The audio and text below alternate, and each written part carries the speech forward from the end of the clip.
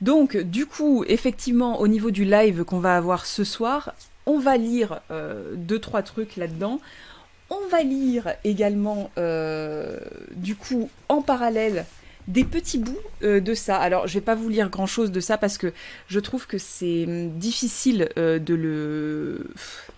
C'est difficile de le lire à voix haute, étrangement. Je sais, alors, c'est La violence des femmes de Christophe Regina, voilà, qui est pour moi un des livres les plus intéressants que j'ai lus sur le sujet, et qui est une étude qui, certes, a sûrement des lacunes, il y a des choses où on peut discuter, etc., mais c'est quand même très, très bien expliqué, c'est simple, et en même temps, eh ben, c'est assez complet, mine de rien. Donc, donc voilà, La violence des femmes, histoire d'un tabou social, ça s'appelle. Mais même si c'est une étude que j'aime beaucoup et que je trouve assez simple dans plein de points qui sont exprimés, pour autant, je trouve que à voix haute, c'est compliqué parce que c'est lourd et que ce sont des phrases très grandes, très, des fois très à rallonge, avec des mots un peu lourds.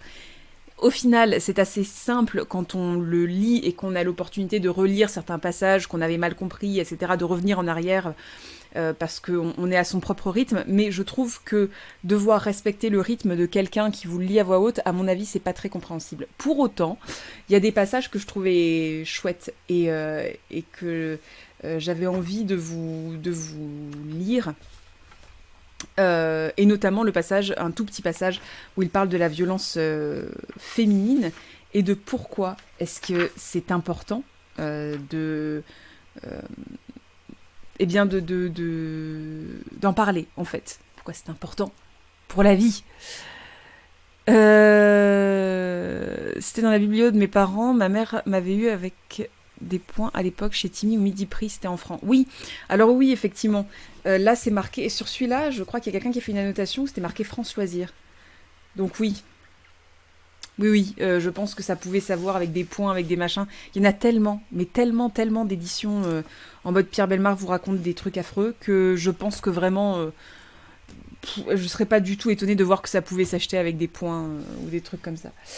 Et donc du coup, en plus de la violence des femmes et des quelques trucs de Pierre Bellemare, eh bien, je vous ai écouté, puisque la dernière fois, vous étiez plein à me dire «Oui, il faudrait lire aussi des contes». Eh bien, figurez-vous que j'ai retrouvé mon édition de Grimm avec les vraies éditions des contes, enfin la vraie édition.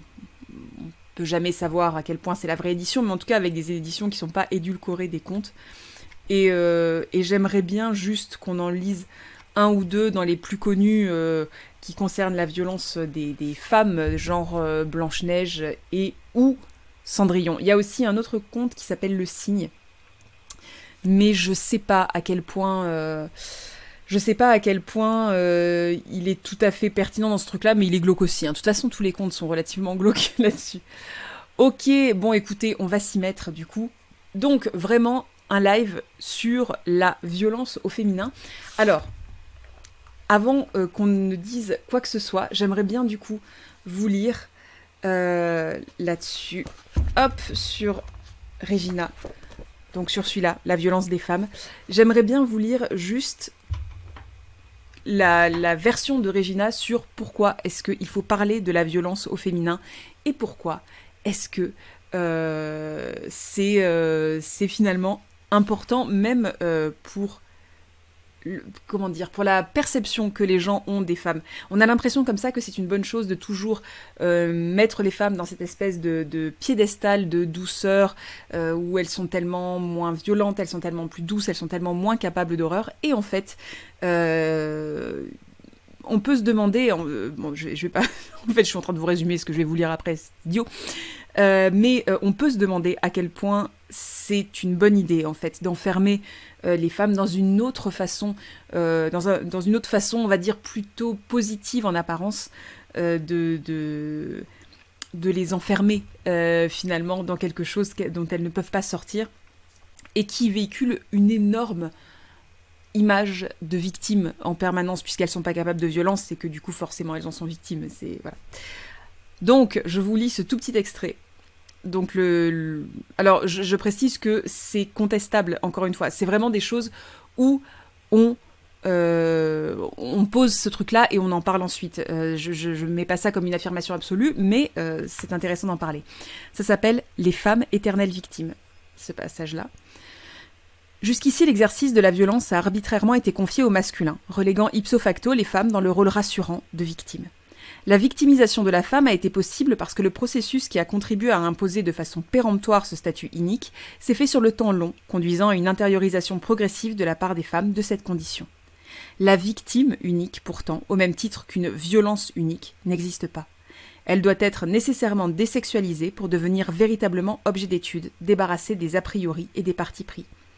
C'est le rapport des femmes à la violence qui est envisagé et problématisé, et c'est ce même rapport qui permet de priver la victime de sexe pour sortir les femmes et les hommes du schème dominant-dominé, masculin asservissant le féminin, homme brutal, femme victime. Je trouve que c'est assez intéressant, globalement, ce truc-là. Donc, où vraiment il dit que, en gros, ce schéma-là de la femme forcément victime de l'homme, eh bien, est très préjudiciable, finalement, à la femme. Puisque, en gros, alors il pose une question qui, moi, me semble pas hyper facile à intellectualiser là dans le contexte, mais qui peut être intéressante en soi, puisqu'il dit actuellement la victimisation excessive des femmes n'interdit-elle pas à ces dernières de prétendre à une totale égalité avec les hommes ? Bon, ça se discute. En effet, nous sommes en droit de nous poser cette question. La victimisation institutionnalisée par la loi tend à stigmatiser leur faiblesse physique au travers des différents textes qui combattent les violences dont les femmes sont victimes. La démonstration et la reconnaissance effective ou tacite de la domination masculine sont si ancrées dans les mentalités qu'elles privent les femmes d'une part nécessaire et véritable de liberté. La dévictimisation des femmes passe par la reconnaissance des violences féminines. Alors, moi, je suis d'accord avec la fin, surtout avec cette phrase de fin, où le fait de sortir les femmes de leur rôle de victime, ça passe par le fait de dire ce n'est pas un rôle qui est attribué à un genre en particulier, c'est quelque part un rôle qui est assez universel, et un genre n'est pas forcément systématiquement l'agresseur, et l'autre genre n'est pas systématiquement forcément la victime. Et je trouve que c'est intéressant, et c'est là-dessus que va porter notre live, essentiellement. Coucou Yalga. Et puis préjudiciable à l'homme qui du coup devient forcément le bourreau. Tout à fait. Tout à fait, tout à fait. On est vraiment sur un truc où ça enferme finalement, à nouveau, tout le monde, dans des petites cases qui sont rassurantes en soi. Alors dedans, donc du coup dans la violence des femmes, en gros, Christophe Regina nous dit que y a plein de figures féminines autour de la violence féminine, de la meurtrière notamment. Donc il dit qu'il y a l'infirmière, il y a la veuve noire, il y a donc l'infirmière qui tue des personnes qui sont sous sa garde ou sous ses soins. Il y a la veuve noire qui est là une personne qui tue ses amants ou ses maris. Il y a la sorcière qui est juste cruelle pour être cruelle, et il y a la mère violente, l'infanticide, etc., qui est là forcément beaucoup plus centrée, encore plus sur les enfants, bien que l'infirmière et celle-là se répondent un peu. Bon, c'est beaucoup plus compliqué que ça, hein. Il dit plein de choses dedans, enfin beaucoup plus compliqué, je sais pas si c'est compliqué, mais c'est beaucoup plus complet que ça. De base, je vous encourage vraiment à le lire, il est hyper intéressant et notamment il explique, alors c'est un truc que j'ai essayé de résumer aussi dans certaines de mes vidéos sur la chaîne, mais il explique pourquoi est-ce qu'il y a moins de serial killers féminines, de serial killeuses, de serial killers et plus de serial killers masculins. Et je trouve que tout ça est assez intéressant. Et du coup, ces espèces de catégories de criminels, c'est pas des catégories absolues, mais c'est les catégories dans lesquelles on enferme les femmes, même lorsqu'elles sont violentes quelque part. Parce qu'à chaque fois, en gros, ça leur donne il y a une raison quelque part. On peut leur trouver une raison, en tout cas, avec ces actes-là. Bref. Ça ressemble un peu à ce que dit Simone de Beauvoir. Non, alors, Simone de Beauvoir a traité de plein de trucs, de la violence des femmes aussi, me semble-t-il. Mais alors, j'avoue que j'ai beaucoup moins de connaissances sur ce qu'a dit Simone de Beauvoir sur le sujet, donc je ne me lancerai pas là-dedans, j'aurais bien trop peur de dire des conneries. Donc, on va lire une affaire de Pierre Bellemare, du coup. Alors, je ne sais pas si vous préférez Le pavillon des grabataires ou Sanguine vilain fruit. Je n'ai aucune idée de qui décide de ces titres? Parce que Sanguine, vilain fruit? Ou alors c'est une référence de 90 que je n'ai pas. C'est une possibilité aussi. Mais Sanguine, vilain fruit, moi ça me semble très étrange. Bon bref, donc le pavillon des grabataires, je vais vous lire ça et j'aimerais que vous portiez une attention toute particulière à la façon dont sont décrites et traitées les femmes dans ces deux affaires, en fait, dans ces deux faits divers criminels, de 91, du coup, ou alors qui ont été jugés en 91. Donc vous voulez qu'on commence par Sanguine, vilain fruit? Allez, on peut commencer par Sanguine, vilain fruit. Faites juste, voilà, attention à la façon dont les femmes sont traitées dedans à chaque fois. Vous allez voir, c'est très, très déterminant, on en parlera après. Donc, Sanguine, vilain fruit, ça se passe en Australie, donc en 91. Edward B., 47 ans, 5 enfants, cantonnier de son état en Australie, vient de passer sa journée de congé à boire de la bière et à jouer aux fléchettes, au Caledonian Club. Trop de bière, au point que les fléchettes n'atteignaient plus la cible aux environs de 10h du soir et qu'il devenait nécessaire de prendre l'air, de rassembler ses idées et de regagner le domicile conjugal. L'air frais et la bière font une curieuse alchimie. La tête d'Edward se met à tourner. Il s'accroche à un réverbère et voix double, quadruple même. Il y a là, dans une belle Commodore verte, 4 filles engageantes, sourire aux lèvres, qui lui font signe. L'invite est claire. Edward, dans les brumes de la bière, ne refuse pas de monter et se laisse emmener en promenade vers le parc voisin, là où l'herbe est tendre et la rivière fraîche. Le coin idéal pour un petit coup de canif au contrat de mariage. En fait de canif, c'est un couteau dont il recevra 15 coups. Poignardé dans le dos, dans la nuque, au front, encore et encore, Edward le cantonnier sera retrouvé au matin près de la rivière, la tête quasiment détachée du tronc. À nouveau, on retrouve bien le style fait divers, avec un maximum de trucs glauques qui impressionnent, qui marquent. Quelques piétinements dans l'herbe, du sang partout. Il est nu et ses vêtements sont découverts non loin de là, près d'un fourré, soigneusement plié. Chemise, pantalon, slip, il y a même les chaussettes et les chaussures. L'horrible fait divers est aisé à reconstituer. Cet homme a cru participer à une sex-party. Sex-party qui est un terme qui n'a jamais été, je pense, réellement utilisé par personne. Mais il s'est déshabillé de lui-même, en toute confiance, et le résultat est affreux à voir. Curieusement, à l'intérieur de l'une de ses chaussures, une carte de crédit. Mais cette carte n'est pas au nom d'Edward. Le titulaire est une femme, Tracy W. Le pauvre cantonnier a dû la ramasser dans l'herbe, croyant qu'il s'agissait de la sienne, et la placer prudemment dans sa chaussure, avant les ébats auxquels il s'attendait. Il possède lui-même une carte de crédit de la même banque.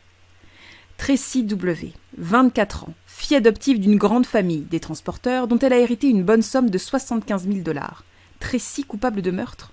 Coupable de pire encore. Le procès de l'année, en février 1991, révèle l'impensable, l'incroyable et l'indicible. Tracy a avoué sans difficulté le meurtre du cantonnier. Elle n'était pas seule, 3 autres filles l'accompagnaient, mais elle demande un procès séparé, se voit condamnée à perpétuité et disparaît aussitôt en prison, à l'abri en quelque sorte de toutes les questions. Cette technique d'aveu spontané l'isole de ses complices. Elle ne présente aucune défense, relate les faits, avoue sa culpabilité. En 9 minutes, le tribunal entérine ses aveux et la condamne à vie. Rideau sur Tracy, la justice devra se contenter de ses complices.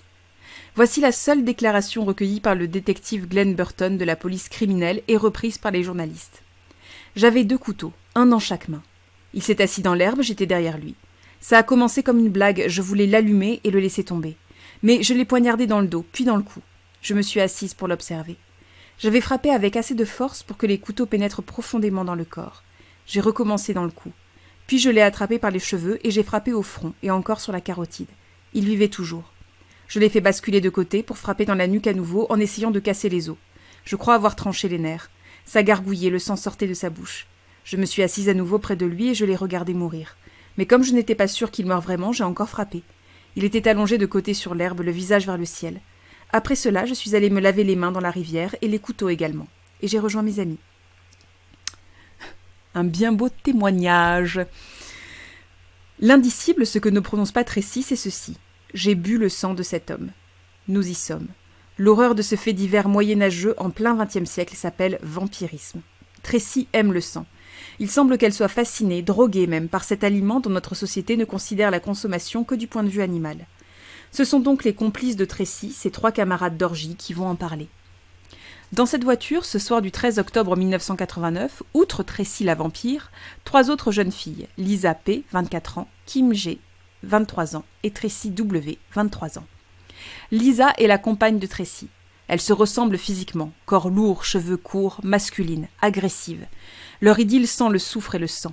Pour stimuler leur rapport sexuel, elles se servent d'aérosols destinés aux asthmatiques. Dans ce domaine, on n'arrête pas l'imagination des consommateurs. Tracy, de son côté, a l'habitude de saigner sa compagne au creux du coude et de se délecter de son sang, ce que l'autre accepte sans sourciller. Par contre, elle a une moue de réprobation en expliquant au tribunal que la vampire avait également la manie désagréable de décongeler de la viande sur la table de la cuisine et de se perdre en contemplation devant les rigoles de sang, voire d'en faire des dessins cabalistiques du bout du doigt. La viande congelée ne devait pas manquer au domicile de la demoiselle vampire, la société familiale étant spécialisée dans le transport de viande congelée. Pour les besoins de sang frais au déjeuner matinal, le boucher du coin faisait l'affaire. Un bol de rouge, nature et sans sucre. Autre petite manie, les films d'horreur qu'elle contemplait jusqu'à l'abrutissement sur magnétoscope, s'offrant des ralentis suggestifs et sanguinolents. Tracy, ayant reçu une fortune conséquente à la mort de ses grands-parents, Avril et George, dépensait sans compter dans les boîtes punk ou homosexuelles. Elle y avait même trouvé un emploi à la mesure de sa personnalité, videur, ou devrait-on dire videuse. Il est des fauteuses de troubles dans les boîtes de nuit lesbiennes comme ailleurs. Tracy portait habituellement un couteau, dissimulé dans sa botte. Lisa, l'amante en titre, parmi d'autres aventures dont Tracy ne se privait jamais, payant même pour la chose, Lisa, donc, a un passé morbide. Elle tient probablement le record des tentatives de suicide.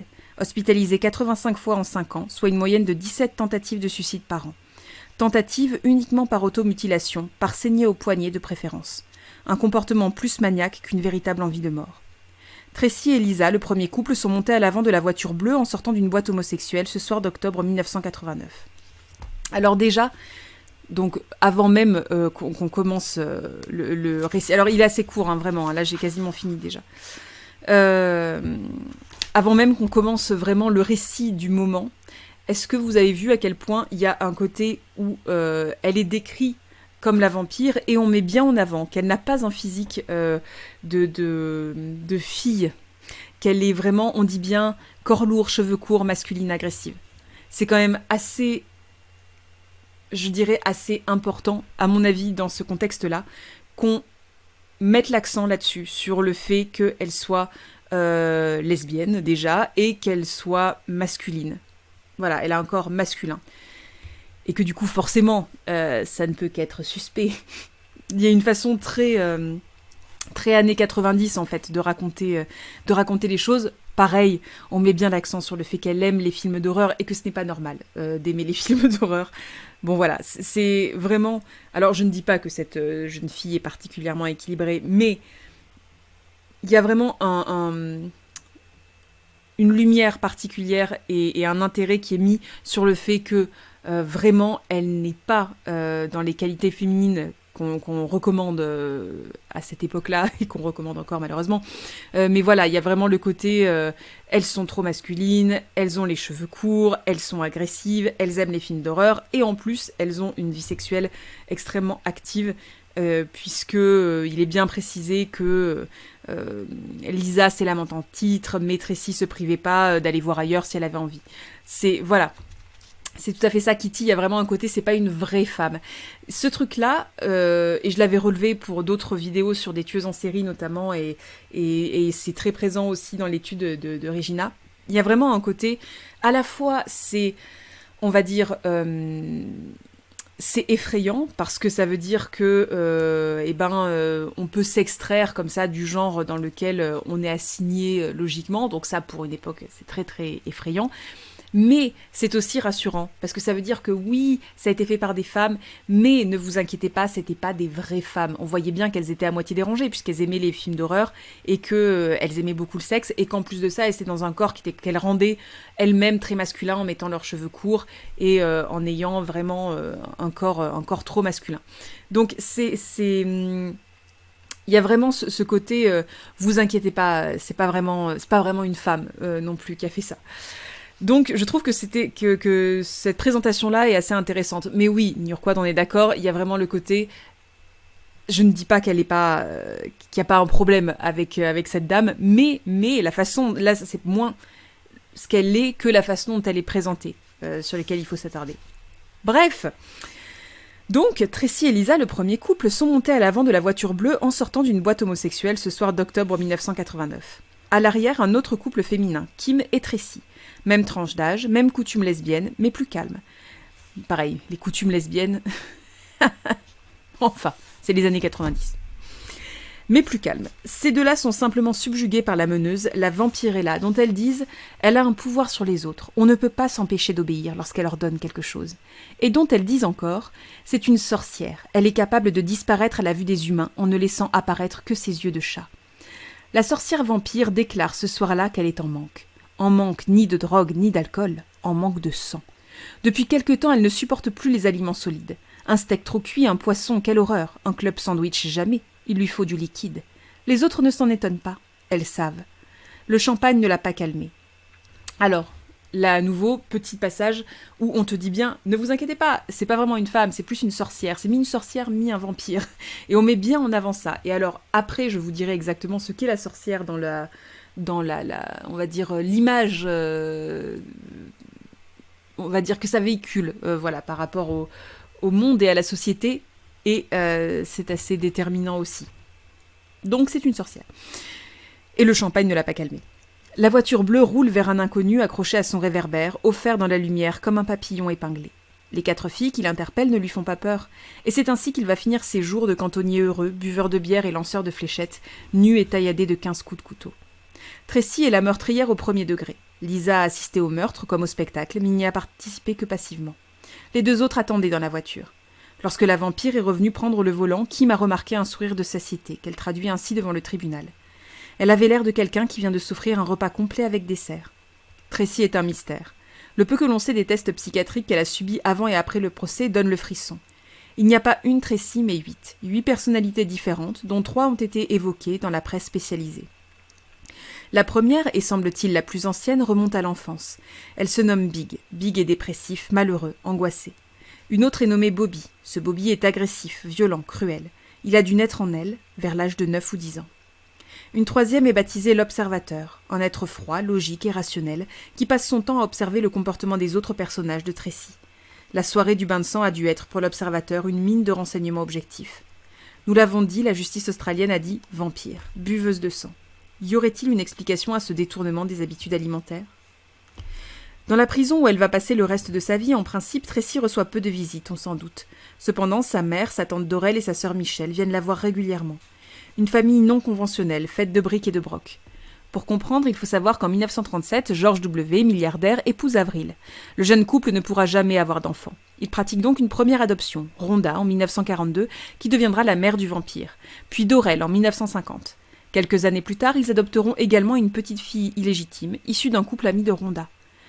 L'enfant se prénomme Michelle, elle est à demi indienne, et les W ne l'adoptent pas légalement, eu égard à ce sang impur, avec des guillemets. À 21 ans, l'aînée des adoptés, Rhonda, se marie et accouche de Tracy. Mais le mariage est une catastrophe, et elle retourne avec son enfant vivre chez ses parents. Puis elle rencontre un autre homme et part avec lui en laissant la petite fille chez ses grands-parents. Tracy y est si bien, elle a tout ce qu'il lui faut, et n'a pas l'air de vouloir suivre sa mère. D'ailleurs, à l'âge de 7 ans, elle est adoptée à son tour par ses grands-parents. Elle est l'enfant chéri de sa grand-mère et de son grand-père, qui lui donnent tout, les meilleures écoles, des cours de danse et de musique, tout ce que l'argent peut offrir à l'éducation d'une gamine. C'est là que les choses se gâtent. La dernière petite fille adoptée, Michelle, devient le souffre-douleur de Tracy. Elle lui plante un canif dans la jambe, l'accuse de tout. La petite métisse a une vie d'enfer. Tracy malmène les animaux, son comportement devient agressif. Elle commence à parler du personnage qui vit en elle, ce Bobby dont la cruauté est responsable de ses mauvaises actions, mais pas elle. La mère de Tracy et sa sœur d'adoption, Dorel, ont accordé une interview exclusive au magazine New ID, au cours de laquelle elles ont apporté des révélations tragiques sur l'enfance de Tracy. Sa mère a déclaré notamment « Jamais je n'aurais dû la laisser entre les mains de ses grands-parents. Avril était une femme possessive, volontaire, qui la dominait totalement, l'empêchait de communiquer avec des enfants de son âge ou d'aller jouer à l'extérieur. Et à l'âge de 9 ans, Tracy a été la victime de ses vices sexuels. L'auteur en est George, son grand-père, mon propre père adoptif. Lorsque nous avons compris ce qu'il s'était passé, ma sœur Dorel et moi, il était trop tard. Mais lorsque George est mort, Tracy avait 14 ans. Nous avons trouvé bizarre son attitude. Elle n'a pas pleuré, elle n'a manifesté aucun chagrin. Elle est allée se coucher dans son lit, s'est recroquevillée dans la position du fœtus et a dormi une journée entière. Avril, sa grand-mère, ne cessait de lui répéter des horreurs sur les hommes. Il ne fallait pas les fréquenter, il faisait aux jeunes filles de choses horribles lorsqu'il les épousait. Elle entretenait chez Tracy une haine terrible du sexe masculin. À sa mort, Tracy a hérité de quelques millions de dollars et s'est mise à les dépenser follement dans toutes les boîtes homosexuelles. Elle faisait des cadeaux à ses conquêtes et traînait toujours une petite cour avec elle. Pour conclure, la mère a ajouté « Toute ma vie, je me sentirai coupable de ce qui lui arrive. J'aurais dû l'emmener avec moi, l'arracher à ce couple monstrueux, mes parents adoptifs. Ce sont eux qui en ont fait ce qu'elle est, mais les troubles ne sont devenus évidents qu'à la mort de George, puis à celle d'Avril en 1981. J'ai tenté de la faire vivre avec moi, mais nous ne nous entendions pas. Elle s'est enfuie. » Et sa sœur Dorel de conclure l'interview par ces mots « Nous savons toutes les deux de quoi nous parlons à propos de nos parents adoptifs. Nous sommes passés par là. » Voilà, l'explication est de poids, bien entendu. Violée à 9 ans par son grand-père, probablement jusqu'à l'âge de 14 ans, séquestrée par la grand-mère stérile, possessive et peut-être complice des sévices sexuels que l'enfant subissait, si bien qu'à 18 ans, héritière, lâchée dans la nature, Tracy se venge et explose. Lesbienne, schizophrène, maniaque du sang et criminelle à 24 ans. Donc là, on voit quand même très très bien qu'il y a une façon étrange de mettre ensemble schizophrène, maniaque du sang, criminelle et lesbienne à 24 ans, parce que ça ne peut être la conséquence que d'un trauma, bien évidemment. Il est également un événement dans sa vie qui n'a pu être confirmé totalement, mais a été évoqué au cours du procès de ses complices. Vers l'âge de 21 ans, Tracy aurait subitement changé totalement d'apparence, s'habillant en fille, se voulant séductrice et sensuelle, pour séduire le patron de la boîte de nuit où elle travaillait, pour lui demander de lui faire un enfant. Ce qu'il aurait refusé dans un premier temps et accepté ensuite. Tracy, enceinte, aurait fait une fausse couche dramatique et sanglante. Le sang, toujours le sang comme une obsession dans la vie de Tracy. Autre obsession, son grand-père George. En prison, elle a confié à sa famille « Ce n'est pas Edward que j'ai tué George. Je ne voyais que George tout à coup. Il n'y avait que George devant moi. » Sa mère la comprend et l'excuse, si personne n'a pu le faire au procès. Elle aurait dû être quelqu'un d'autre, elle s'est vengée de son enfance. Edward s'est simplement trouvé là au mauvais endroit, à la mauvaise heure. George et Avril sont enterrés sans pierre, ni tombeau, ni inscription, pas même de nom. Leurs enfants adoptifs ont toujours refusé de leur accorder cet honneur. Voilà, donc c'est la fin de ce fait divers-là. Et vous voyez à quel point il y a énormément déjà de psychophobie de base. Le côté, forcément, elle a plusieurs personnalités, donc ça la rend violente et potentiellement dangereuse. Il y a aussi tout ce côté finalement... c'est une sorcière, elle est assoiffée de sang, c'est un genre de vampire, et puis elle est lesbienne, et ça ne naît que à cause de troubles très profonds et à cause d'une haine des hommes. On place aussi ça, si vous voulez, j'ai trouvé cette histoire intéressante parce que dedans il y a absolument tout ce qui fait finalement la femme mauvaise, avec plein de guillemets, c'est-à-dire que non seulement elle a un côté sorcière, mais en plus du coup elle est lesbienne, elle est pas assez féminine, elle déteste, du coup forcément si elle est lesbienne c'est qu'elle déteste les hommes, elle a de l'argent en plus. Elle a vraiment un espèce de passif assez affreux et terrible qui ferait que elle aurait besoin d'une dose de sang folle parce que quelque part elle a eu une enfance affreuse, mais également parce que elle a ce côté, voilà, les sorcières naissent d'une enfance affreuse, etc. Donc je trouvais que c'était assez représentatif quelque part de la façon très souvent dont on traite les femmes dans les faits divers. Il y a un côté vraiment, on l'appelle plein de fois Vampirella, etc. Or j'ai lu 2-3 autres histoires assez glauques de ce livre. Par exemple, quand ce sont des hommes, c'est très rare qu'ils leur donnent des petits surnoms qui les suivent pendant tout le long du fait divers. Là, vraiment, le côté Lady Vampire, Vampirella, machin, c'est quand même la sorcière vampire, ou je sais plus comment ils l'appellent à un moment. C'est quand même assez réservé à ce genre de personnage-là. Et je pense que tout est vraiment bâti pour en faire une espèce de figure absolue de cette femme affreuse, parce que ben voilà, elle déteste les hommes, elle est riche, elle est avide de sang, voilà. Et je trouvais que c'était assez intéressant à voir sous cet angle-là. Je rattrape, je suis désolée, vos commentaires. Bien sûr, multipersonnalité, parce qu'il faut forcément qu'elle ait des personnalités masculines pour justifier cela. Oui, n'est-ce pas, entre la psychophobie et tout, c'est un peu bien évidemment. Et en plus de ça, effectivement, elle a ce truc où elle a perdu un enfant parce que ben, la maternité, et qu'une femme peut-elle s'épanouir en dehors de la maternité, pas sûr, pas sûr. Oui, c'est un gros mélange et tout est mis au même niveau pour une justification scabreuse, tout à fait. Oh, c'est pas grave, Mélusine, bonjour, bonsoir. Est-ce qu'à la même époque, les faits divers sur les mecs, ils font des liens aussi bizarres? Alors, oui et non. Là, honnêtement, ce livre, de toute façon, fait exprès de prendre des trucs très gros et de les mettre dans des contextes affreux et du coup de donner plein de détails et tout. Donc forcément, les hommes sont pas beaucoup mieux traités dans ce livre, honnêtement, que les femmes. Ce qui est intéressant, c'est moins de voir qui est le mieux ou le moins bien traité, c'est plus de voir comment est-ce que les gens comment est-ce que les femmes particulièrement là-dedans sont traitées. Et je trouve que cette histoire-là était assez représentative plutôt, de la façon dont on est rassuré de voir une criminelle femme. C'est-à-dire comme un espèce de monstre qui existe à peine. Par exemple, le fait de la décrire très souvent comme une sorcière, comme un vampire, etc. Alors oui, ça ne change rien à sa backstory, Nurquadre, effectivement. C'est sûrement vrai, et c'est affreux dans tous les cas. Et bien évidemment que ça peut créer des traumas qui peuvent conduire à d'autres choses. Mais là, ce qui est important, c'est la façon dont finalement elle est décrite, la façon dont elle est appelée. Et là où, pour le coup, j'ai vu plein d'histoires d'hommes terribles, notamment l'histoire d'un homme cannibale, donc on s'y retrouve un peu, un cannibale, buveur de sang, machin, bon voilà, qui est considéré comme un cuisinier, ou un cuisinier de l'enfer, mais un cuisinier quand même. Là, on met bien en avant des figures fantastiques, entre guillemets, des vampires, des sorcières, des choses comme ça, qui font qu'on se dit, bon, ça peut pas... Enfin, elle existe, mais en même temps, elle n'existe pas trop, parce que elle devient un genre de monstre, mais de monstre dans le sens premier du terme, vraiment de monstre pour faire peur aux gosses le soir, quoi. De monstres qui n'existent pas tout à fait. D'ailleurs, je trouve ce qui est drôle, c'est comment la mère est placée dans le rôle des crimes que commettent les enfants. Oui, oui, c'est vrai, effectivement, il y a un côté assez important pour... Alors, on met la mère quand même au milieu pour dire que, mine de rien, elle a une mère et que ça n'excuse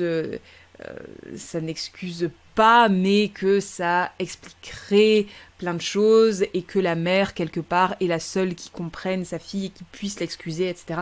C'est quelque chose qui est assez... je pense qu'il tient à l'écriture du fait divers où à un moment ou à un autre, il faut que le lecteur puisse se rattacher à quelque chose. Quand il se dit « mais pourquoi elle a fait ça ?» Eh ben, du coup, il y a une espèce d'explication, un embryon d'explication quelque part. Il y a aussi cette façon de mettre en avant de l'affectif. Finalement, là, je vous parle vraiment du côté comment on écrit un fait divers, mais dans le fait divers, ce qui est important, c'est que les gens ressentent de l'émotion. Donc du coup, là, avec ce fait divers-là, eh ben, on a le côté « oh mon Dieu, c'est une femme qui tue, mais c'est un monstre, on la traite, c'est un vampire, c'est une sorcière. » Donc, oulala, on a peur. Et tac, on décrit tout le crime de façon hyper glauque. Donc hop, on est encore plus effrayé et un peu dégoûté. Et le dernier sentiment très fort qu'on puisse faire avoir à quelqu'un, c'est de la compassion. Donc hop, on met dedans la figure maternelle qui bien évidemment continue à aimer et à comprendre sa fille et l'excuse même et peut du coup dévoiler un peu mieux le passé de cette vampire, de cette sorcière pour faire comprendre l'humaine qui est en dessous. Donc tac, en plus le public est un petit peu capté, le public est ému un peu, tac tac, plein de sentiments en très peu de temps, hop là on va laisser peser et ça fait vendre du papier. C'est un peu le principe de l'écriture du fait divers qui est intéressante en soi, hein, mais voilà, et dans lequel on peut repérer plein de choses qui étaient très marquantes dans la société de l'époque, dont la psychophobie à fond, et un fond d'homophobie aussi, parce que finalement le fait de mettre bien en avant le fait que, eh bien ma foi, elle a eu une enfance extrêmement traumatique, donc elle devient lesbienne et criminelle, et de mettre les deux sur le même plan, ça fait toujours bien plaisir, n'est-ce pas, ce genre de raccourci-là, et ce genre même d'alliance-là, assez improbable. Ça mythologise les actes, effectivement, donner des surnoms, mais effectivement, plein de tueurs en série ont aussi des noms quelque part pour les qualifier, mais il y a un côté quand même, il faut que ce soit des tueurs en série, il faut que été quelque chose d'assez énorme au niveau de la proportion de victimes. Là, visiblement, alors c'est terrible, mais elle n'a fait visiblement qu'une seule victime, et pour autant on a besoin de lui donner ce surnom de vampire, etc. J'espère que vous allez bien. Oui, on va bien, effectivement, et on parle effectivement de violence féminine. Et rapport à la littérature, donc là on était sur de la littérature du réel, puisqu'on était sur des faits divers, mais oui, on va aussi lire des contes pour voir le tout. J'écoute sagement pour rattraper. C'est gentil. Alors, donc voilà, ça c'est pour la violence, le vampire, la sorcière, qui était assez intéressante, je trouve, à présenter ici. Alors, je voulais vous lire aussi un petit bout d'un truc. Alors attendez, il faut que je le retrouve déjà. Sur les femmes, les violences et le crime. Donc là aussi, c'est sur la violence des femmes. Et cette fois-ci, vu qu'on va passer, j'aimerais bien qu'on passe à un conte ou deux. Donc, du coup, pour parler de la belle-mère, mais aussi de la violence sur les enfants, notamment, et sur la famille, quand ça concerne une femme, je vais vous dire un petit bout, de lire un tout petit bout de ça, justement, sur le passage vraiment où il parle de la violence de la femme vis-à-vis des enfants. Alors, autre chose aussi, je vous avais dit que je vous dirais un peu ce que symbolise la sorcière. Quand on parle de sorcière, très souvent, c'est ce qu'explique en beaucoup mieux ce livre et en beaucoup plus développé, mais ce qui fait peur dans la sorcière aussi, c'est que, et il y a Sorcière de Mona Chollet aussi qu'il faut lire, bien évidemment, mais en gros, ce qui fait peur et ce qui terrifie dans la sorcière, c'est que c'est quelqu'un qui a une emprise magique, entre guillemets, sur la société, donc qui essaie de modifier le cours naturel des choses. Et ça, c'était ultra violent pour tout un tas d'époques et tout un tas d'âges plus anciens, mais ça reste violent encore maintenant. C'est quelqu'un qui... c'est une femme qui outrepasse complètement, surtout alors, au Moyen-Âge et même bien après, c'est une femme qui outrepasse complètement son rôle de femme passive qui attend qu'il se passe des choses finalement, qui subit pas mal les choses. C'est quelqu'un qui va essayer de modifier le cours naturel des trucs. Et ça c'est terrible à accepter, notamment. Donc c'est pas pour rien, quand on traite une femme de sorcière, très souvent, il y a un côté vraiment où c'est une femme qui a outrepassé complètement son rôle et qui est devenue une espèce de monstre qui essaie de changer le cours naturel de la vie. Voilà, donc je trouve que c'est quand même assez intéressant. Sorcière de Mona Chollet est incroyablement satisfaisant, c'est cathartique. Oui, c'est vrai, il y a quelque chose de très cathartique dans Sorcière de Mona Chollet. Donc, je vous lis ce petit bout sur les femmes et la violence des femmes envers les enfants.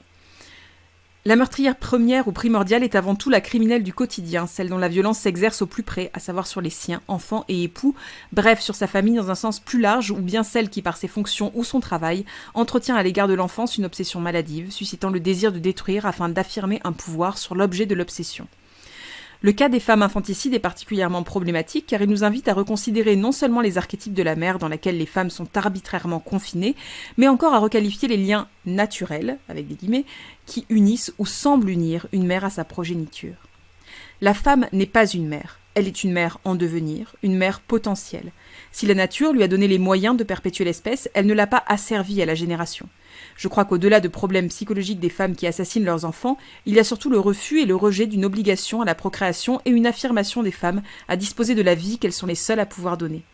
Il y a dans le geste de l'infanticide folle liberté, liberté déréglée et donc criminalité. Je trouve que c'est intéressant de le voir de ce point de vue-là. Voilà, je vous pose ça ici. Le fait de voir le geste de l'infanticide comme une affirmation que le corps de la femme n'est pas juste fait pour procréer, avoir des enfants, pour se sortir de ce carcan-là. Je trouve que c'est une façon de voir les choses qui moi, a éclairé un peu certains... Alors encore une fois, ça n'excuse pas. Hein, on n'est pas là pour excuser des gestes affreux, mais qui éclaire un peu l'impact qu'a la société aussi, et cette société patriarcale, entre autres, qui enferme les femmes du coup dans un rôle de mère, sur potentiellement des crimes possibles. Et je pense que c'est pas pour rien que les figures dans les contes de Grimm, ou dans les contes tout court, les figures méchantes soient très souvent les belles-mères, donc du coup qui exercent la violence sur un enfant qui n'est pas le leur, et où des fois elles peuvent pas avoir d'enfant, ou elles n'ont pas eu d'enfant, et ça les rend mauvaises, ça les rend attachées à une jeunesse perpétuelle, parce que du coup, c'est qu'elles ne veulent pas devenir une femme réellement, puisqu'elles ne veulent pas avoir d'enfants. Ça, c'est le cas pour la belle-mère de Blanche-Neige, mais ça peut être aussi juste cette figure de la marâtre qui a ses enfants à elle et qui est incapable d'éprouver de l'amour maternel pour n'importe quel enfant, ce qui est censé être la place de la femme. En tout cas, c'est bien ce que nous fait comprendre, notamment Cendrillon. Tac, vous allez voir, on enchaîne sur Cendrillon. Alors je suppose que vous connaissez tous le conte de Cendrillon. Là, on va lire Cendrillon, je vous préviens, c'est en version un peu plus hardcore. Alors c'est la version traditionnelle, hein, si vous avez déjà lu Cendrillon en version traditionnelle, elle est pas pire. Mais ma foi, pour ceux qui n'ont pas eu le droit à la version réelle de Cendrillon, je vous assure que il y a beaucoup de violence là-dedans. Alors attendez, je vais juste vous rattraper là-dessus. Je rattrape juste vos commentaires pour voir un peu avant de me lancer dans autre chose. Que dites-vous? Les liens naturels, lol. Refus de disposer, point. Oui, non mais d'accord, on ne tue pas des gens. Alors attendez, je lis ce que vous dites au fur et à mesure. On ne tue pas des gens, surtout des enfants, pour dire merde à la société. Non, bien sûr, on ne tue pas des gens pour dire merde à la société. Mais les gestes peuvent parfois être expliqués plus que par l'histoire personnelle, peuvent être expliqués par une histoire sociétale, par une pression sociétale aussi. Alors attention, je pense qu'aucune femme, ou alors très peu, femmes qui sont réellement infanticides, ne justifient leurs gestes comme une espèce de volonté folle de liberté par rapport à la condition féminine dans lesquelles elles ont l'impression qu'on les enferme, etc. C'est pas ce que je dis non plus, mais je pense qu'il y a quand même un lien assez fort, et en tout cas qui mérite d'être montré, dans la façon dont la société perçoit la violence notamment de la femme en tant que mère ou en tant que figure maternelle.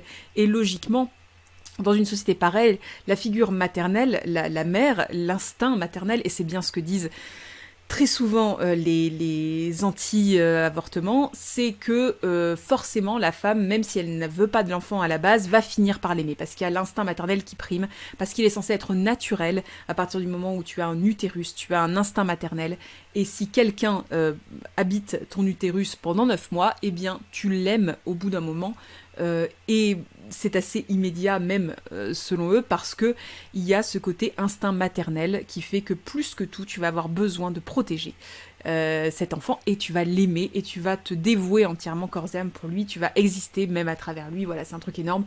Et du coup, la belle-mère aussi, c'est-à-dire que cet instinct maternel, c'est censé être ce qui nous guide finalement dans la vie.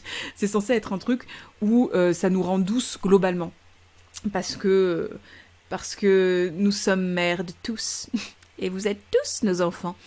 Donc du coup, les belles-mères sont des figures terribles dans les contes, parce que ce sont des figures monstrueuses, parce qu'on n'imagine pas une mère pouvoir être violente et pouvoir être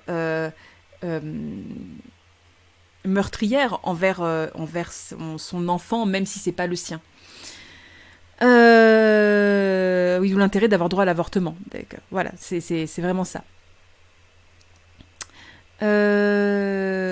Bonsoir, j'arrive tout juste et on parle de lire Cendrillon en version originale. Oui, c'est ça. Là, on est loin du Walt Disney. Bonsoir, ça vaut le coup de lire les contes originels et non ce lycée que l'on connaît tous. Oui, c'est vrai, Ginger Claw. Effectivement, il y a vraiment un vrai intérêt dans le fait de lire les contes en version originale. Souvent, on est surpris parce que, en vrai, les contes lycées, très souvent, détournent la morale au final. Je suis pas ta mère, wesh. Le problème, c'est que la femme peut donner la vie et donc on veut la contraindre dans nos sociétés. Oui, il y a un côté... c'est un grand pouvoir, et un grand pouvoir implique de grandes responsabilités, finalement. Mais oui, c'est ça. C'est ce principe de dire... si on commence à se dire que les femmes ne sont pas forcément attachées à l'enfant qu'elles portent, alors tout part à volo, quoi. C'est un peu ça, je pense, qui est sous-entendu derrière. Allez, je commence Cendrillon. Alors, les enfants... Attendez, je vais boire un coup avant. Est-ce que vous êtes prêts pour un conte merveilleux. Est-ce que vous êtes prêts pour l'horreur? Dire qu'on raconte ça aux enfants le soir. Mon Dieu. La femme d'un homme riche tomba malade, et sentant sa fin prochaine, elle fit venir sa seule enfant, une petite fille, à son chevet, et lui dit « Ma chère enfant, reste pieuse et bonne, et le bon Dieu t'assistera toujours. Quant à moi, je te regarderai depuis le ciel, et je serai à tes côtés. » Sur ces mots, elle ferma les yeux et mourut. La fillette se rendait tous les jours sur la tombe de sa mère en pleurant, et elle restait pieuse et bonne. Quand vint l'hiver, la neige recouvrit la tombe d'un petit drap blanc, et lorsque le soleil l'enleva, au printemps, l'homme épousa une autre femme. Cette femme amena avec elle ses 2 filles dans la maison. Celles-ci avaient le visage beau et blanc, mais leur cœur était méchant et noir. Des temps difficiles commencèrent alors pour la pauvre belle-fille. « Que fait cette pauvre sotte dans la belle salle avec nous ?» dirent les 2 sœurs. « Quand on veut manger du pain, il faut le gagner. Dehors, la fille de cuisine !» Elles ôtèrent à la fillette ses beaux habits, lui mirent un vieux sarrau gris et lui donnèrent des sabots de bois. « Voyez un peu comme cette princesse si fière est endimanchée !» s'exclamèrent-elles en pouffant de rire. Puis elles l'emmenèrent à la cuisine. La fillette devait y travailler dur du matin jusqu'au soir, se lever de bonne heure avant l'aube, porter de l'eau, allumer le feu, faire la cuisine et la lessive. En plus, les 2 sœurs lui infligeaient toutes les misères imaginables. Elles se moquaient d'elle et lui renversaient ses pois et ses lentilles dans la cendre, si bien qu'elle était obligée de les trier de nouveau. Le soir, quand elle s'était épuisée au travail, ce n'était pas dans un lit qu'elle s'allongeait, mais dans les cendres, près de l'âtre. Et comme pour cette raison elle était toujours sale et couverte de poussière, elles l'appelèrent Cendrillon. Un jour, le père voulut aller à la foire. Il demanda alors à ses belles-filles ce qu'elles voulaient qu'il leur rapporte. « De beaux habits, dit l'une. Des perles et des pierres précieuses, dit l'autre. « Mais toi, Cendrillon, que voudrais-tu avoir » demanda le père. « Mon père, le premier rameau qui heurtera votre chapeau sur le chemin du retour, brisez-le et rapportez-le-moi. » Le père acheta donc pour ses belles-filles de beaux habits, des perles et des pierres précieuses, et sur le chemin du retour, comme il traversait un buisson verdoyant, un rameau de noisetier le frôla et fit tomber son chapeau.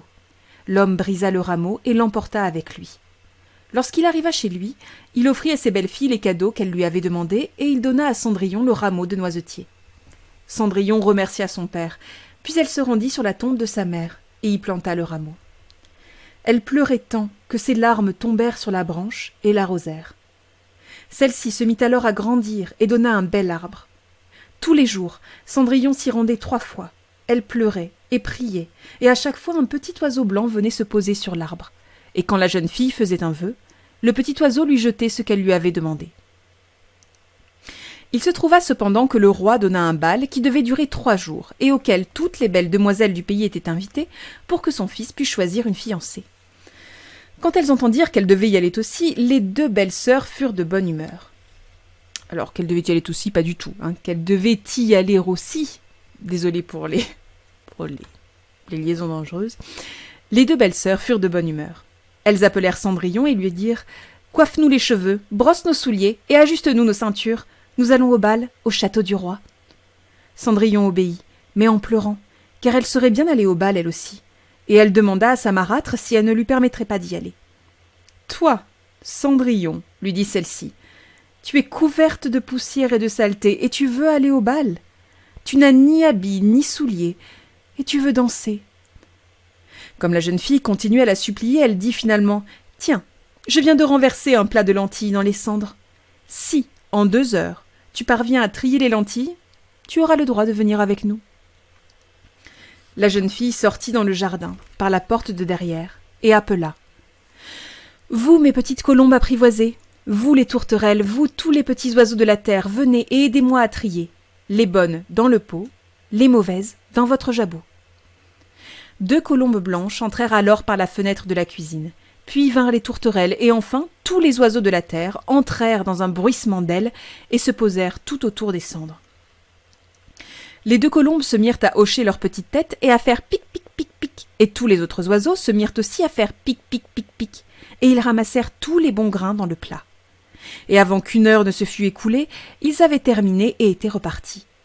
La jeune fille, qui se réjouissait et qui pensait qu'elle aurait à présent le droit d'aller au bal, porta alors le plat à sa marâtre.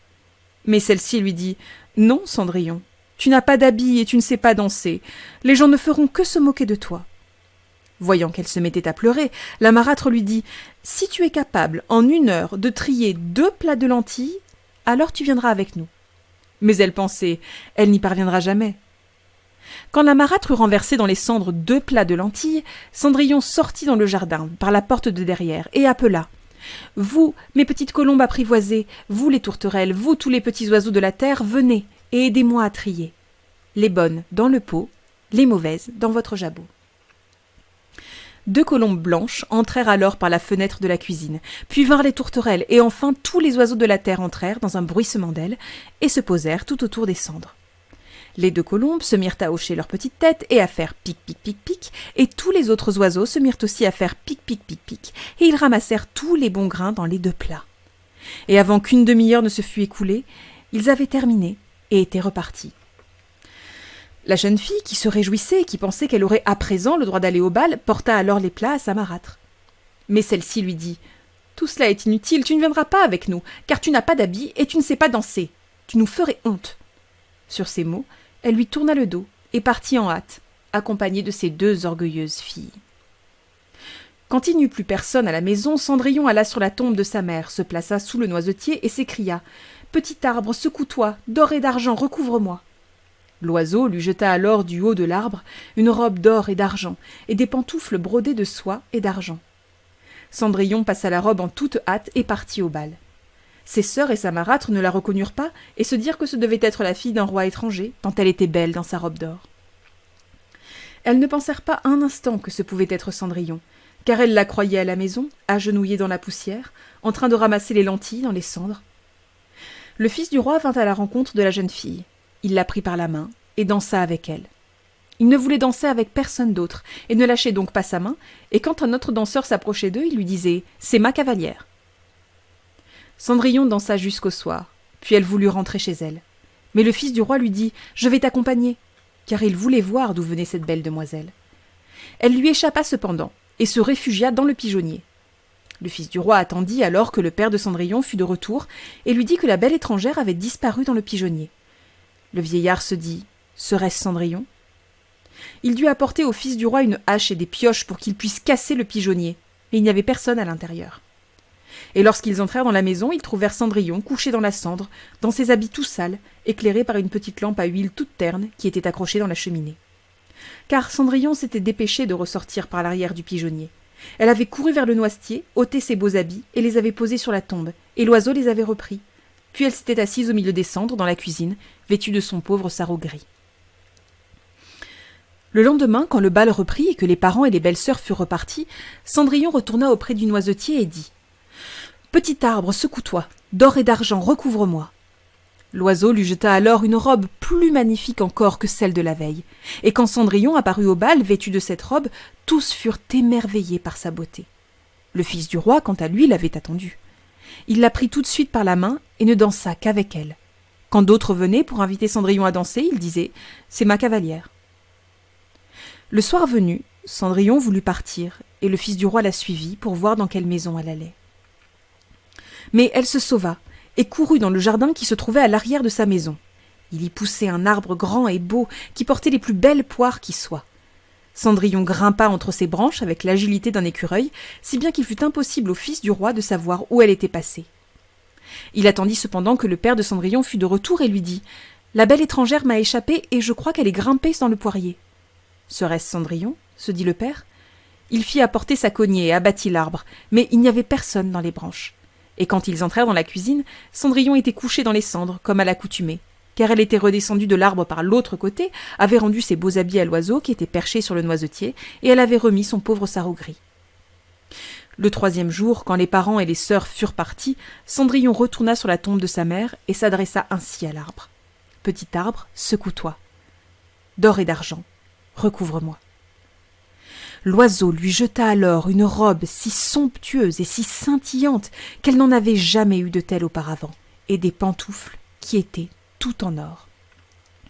Lorsqu'elle arriva au bal dans cette robe, tous furent si étonnés que personne ne savait quoi dire.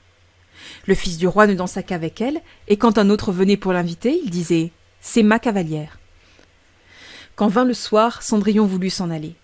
Le fils du roi voulut l'accompagner, mais elle lui échappa si vite qu'il fut incapable de la suivre. Il avait cependant eu recours à une ruse, et avait fait enduire de poix tout l'escalier. De poix, pour ceux qui ne savent pas, POIX, c'est une espèce de texture collante. Voilà, c'est un genre de colle épaisse. La pantoufle gauche de Cendrillon, que celle-ci avait perdue en descendant l'escalier, y était restée collée. Le fils du roi la ramassa. Elle était petite et délicate, et tout en or. Le lendemain matin, il alla trouver le père de Cendrillon et lui dit « Je ne prendrai pour femme que celle à qui ira ce soulier d'or. » Les deux sœurs se réjouirent alors, car elles avaient de jolis pieds. L'aînée emporta le soulier dans la chambre pour l'essayer et sa mère se tenait près d'elle, mais elle ne parvint pas à y faire entrer son gros orteil. Le soulier était trop petit pour elle. Sa mère lui tendit alors un couteau en disant « Coupe-toi l'orteil. Quand tu seras reine, tu n'auras plus besoin d'aller à pied. » La fille se coupa donc l'orteil, enfonça son pied dans le soulier et serrant les dents pour ne rien laisser paraître de sa douleur, elle sortit retrouver le fils du roi. Pensant que c'était sa fiancée, il la fit monter sur son cheval et partit avec elle. Cependant, leur chemin passait près de la tombe. Les deux colombes y étaient perchées sur le noisetier et elles chantèrent « Roucoule, roucoule, dans le soulier le sang coule. Le soulier est trop petit, la vraie fiancée est encore au logis. » Le fils du roi baissa alors les yeux pour regarder le pied de la jeune fille et vit que le sang coulait à flots. Il fit faire demi-tour à son cheval, ramena la fausse fiancée chez elle en disant que ce n'était pas la bonne et que l'autre sœur devait essayer le soulier. Celle-ci emporta alors le soulier dans la chambre et parvint à y faire entrer ses orteils, mais son talon était beaucoup trop grand. Sa mère lui tendit alors un couteau en disant « Coupe-toi le talon. Quand tu seras reine, tu n'auras plus besoin d'aller à pied. » La jeune fille se coupa donc un morceau du talon, enfonça son pied dans le soulier et serrant les dents pour ne rien laisser paraître de sa douleur, elle sortit retrouver le fils du roi. Pensant que c'était sa fiancée, il lui fit monter sur son cheval et partit avec elle. Lorsqu'ils passèrent près du noisetier, les deux colombes qui y étaient perchées chantèrent « Roucoule, roucoule, dans le soulier le sang coule. Le soulier est trop petit, la vraie fiancée est encore au logis. » Le fils du roi baissa alors les yeux pour regarder le pied de la jeune fille et vit que le sang dégoulinait du soulier et que les bas blancs étaient tout tachés de rouge. Il fit donc faire demi-tour à son cheval et ramena la fausse fiancée chez elle. « Ce n'est pas la bonne non plus, dit-il. N'avez-vous pas une autre fille ?»« Non, répondit le père. Il n'y a guère qu'une petite Cendrillon, toute chétive, que j'ai de ma défunte épouse. Mais elle ne saurait être votre fiancée. » Le fils du roi lui dit de la faire monter, mais la mère répliqua « Oh non, elle est bien trop sale, elle ne peut se montrer. » Mais le fils du roi voulait absolument la voir, et il fallut appeler Cendrillon.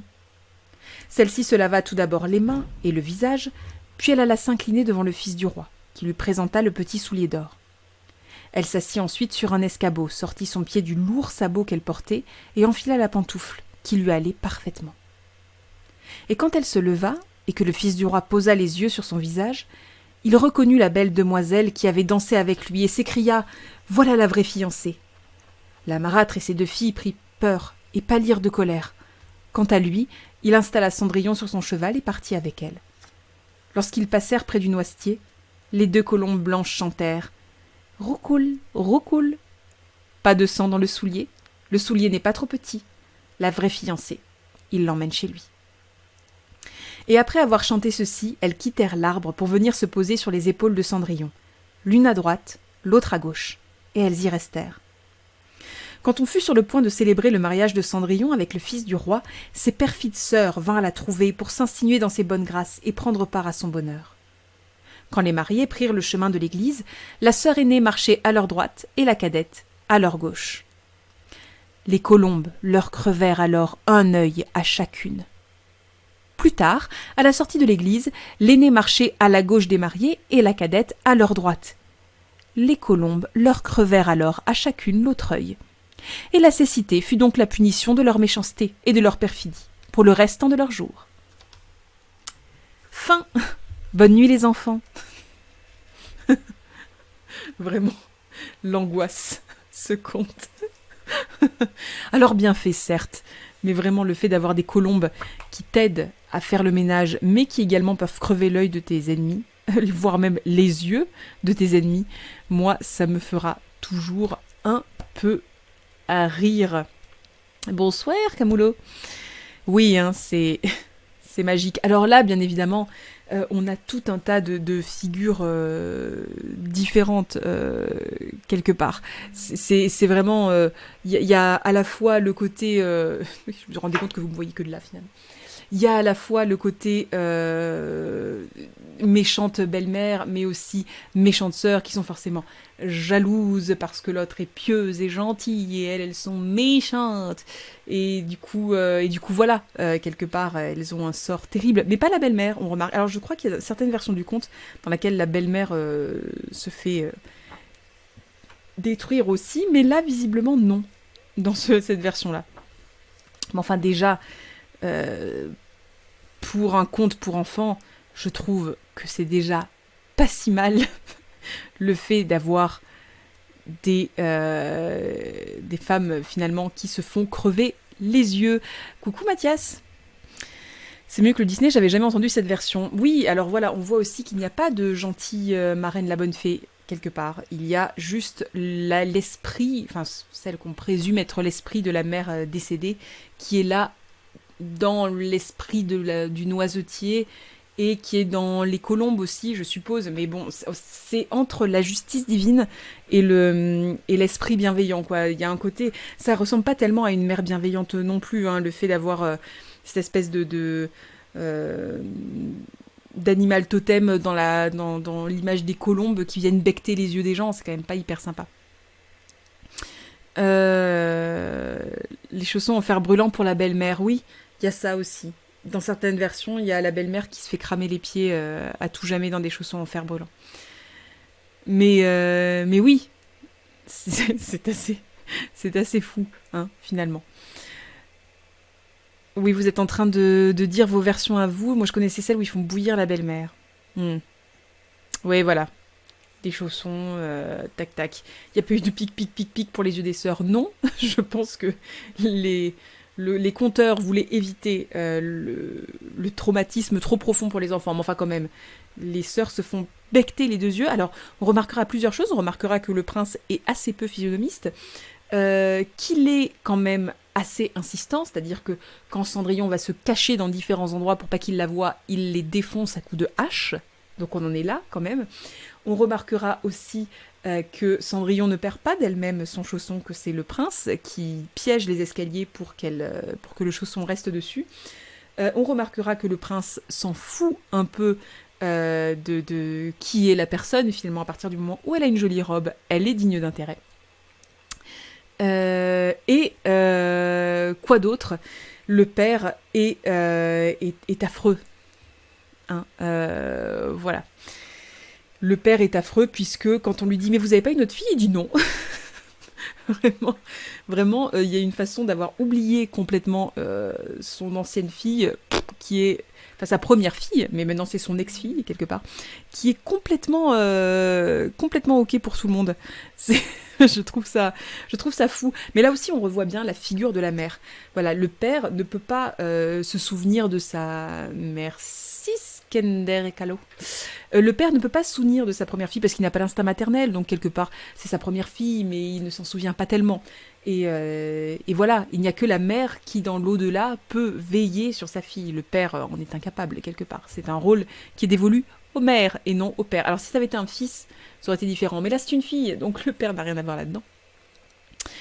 Non, ce n'est pas Blanche-Neige, c'était Cendrillon. Et là, nous allons faire Blanche-Neige. Tout de suite, nous allons lire Blanche-Neige. Elle serait pas mieux à conquérir le monde avec son pouvoir de contrôle des oiseaux, mais carrément, puisqu'elle peut quand même... Alors il y a quand même un moment, avec cette exagération des contes que j'adore, où il y a tous les oiseaux du monde qui sont dans sa cheminée. Ça doit faire du bruit quand même. Il doit y avoir du monde... Ouh là là, pardon, excusez-moi, j'ai eu un coup de... Il doit y avoir du monde quand même dans cette cheminée.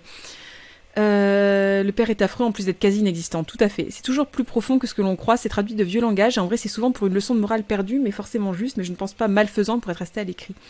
Mais c'est marrant de voir ce qu'on en comprend maintenant. Alors effectivement, là-dedans, qu'est-ce qu'il y a de toute façon? Il y a un espèce de truc de dire ne perds pas courage, les gentils gagnent à la fin, tant que tu restes pieuse et bonne et que tu restes courageuse face à la vie, eh bien, quelque part, le ciel t'aide, finit par t'aider. Il y a aussi ce côté, les sœurs se font crever les yeux. Donc quelque part, il y a un côté, vous n'avez pas su voir Cendrillon quand elle était pauvre et quand vous la maltraitiez, vous n'avez pas su voir les pouvoirs qu'elle avait, vous n'aviez pas su voir sa force et vous n'avez pas su voir sa beauté aussi, eh bien, ma foi, vous ne verrez plus rien. La cécité, vraiment, ça se termine par la phrase la cécité était leur châtiment. Donc il y a vraiment ce côté, puisque vous ne pouvez la voir elle, vous ne verrez personne d'autre. Il y a vraiment ce truc de les gens, les pécheurs seront punis par là où ils ont péché, etc. C'est un truc très... alors de toute façon, le conte en lui-même, plus ancien, on doit en trouver des versions qui sont complètement expurgées de tout côté religieux catholique.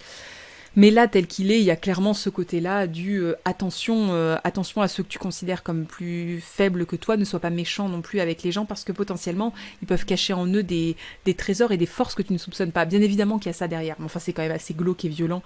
Et notamment l'emprise de la belle-mère sur ses filles, qui les mutile, qui préfère les mutiler petit à petit à coups de couteau, plutôt que les voir échouer quelque part. Ou les voir prendre la place de cette jeune fille qu'elle redoute. Donc c'est quand même très symbolique sur plein de points. On va pas faire la symbolique maintenant parce que ça prendrait très longtemps, mais il y a une violence inhérente à la belle-mère, du coup, qui est capable d'aimer aucune de ses filles finalement, ni l'adoptive, ni celle d'un précédent mariage, ni ses filles biologiques, puisque quelque part, même ses filles biologiques qu'elle prétend aimer ou qu'elle préfère, en tout cas au niveau du traitement qu'elle leur accorde, eh ben, elle les mutile quand même pour essayer d'en faire quelque chose qui lui plairait plus à elle. Donc voilà, c'est très très violent. Est-ce que c'est pas aussi parce que le père s'occupe pas du tout des tâches ménagères alors que Cendrillon s'en occupe, du coup il la zappe complètement? Oui, ça peut être ça aussi. De toute façon, Cendrillon, elle est dans là où elle est retranchée quelque part, c'est un domaine exclusivement féminin. Elle est au sous-sol, même là, plus ou moins c'est exprimé, puisque on dit ah non, on peut pas la faire monter, donc ça veut dire qu'elle est dans les étages du dessous. Donc elle est probablement à la cuisine, effectivement au ménage, elle trie des lentilles. Ça aussi, il y a toute une symbolique avec le fait qu'elle trie les bons grains des mauvais dans les cendres, et que ses assistants divins, un peu ses assistants du ciel, l'aident et viennent l'aider à trier ces trucs-là. Il y a quelque chose d'assez, de très symbolique de partout dans tous les cas, mais effectivement, le père n'a aucune raison de se souvenir quelque part qu'il a une fille, puisque si elle ne revient jamais de la cuisine, si elle est toujours dans les cendres, etc., bah, c'est une place de femme, donc lui, il peut même pas la voir en fait, mais il cherche pas à la voir non plus. Hein. Cendrillon, jeune entrepreneuse. Oui, les oiseaux salopent la maison. Très probablement. Tous les oiseaux du monde dans une cuisine, ça fait des saloperies. Oui, c'est sûr.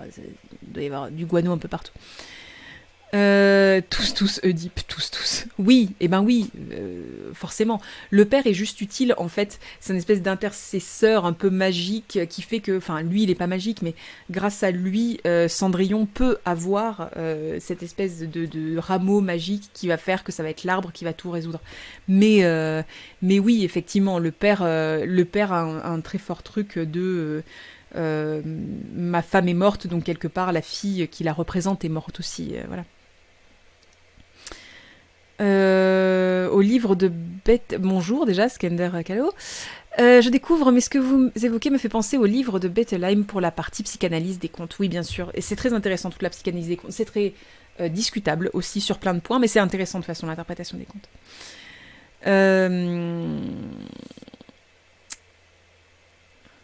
Perso, j'y vois rien de misogyne, la belle-mère est pas pire que le père. Alors non, la belle-mère est pas pire que le père, dans le sens où la belle-mère est tout aussi coupable que le père, puisqu'encore une fois, elle mutile ses propres filles.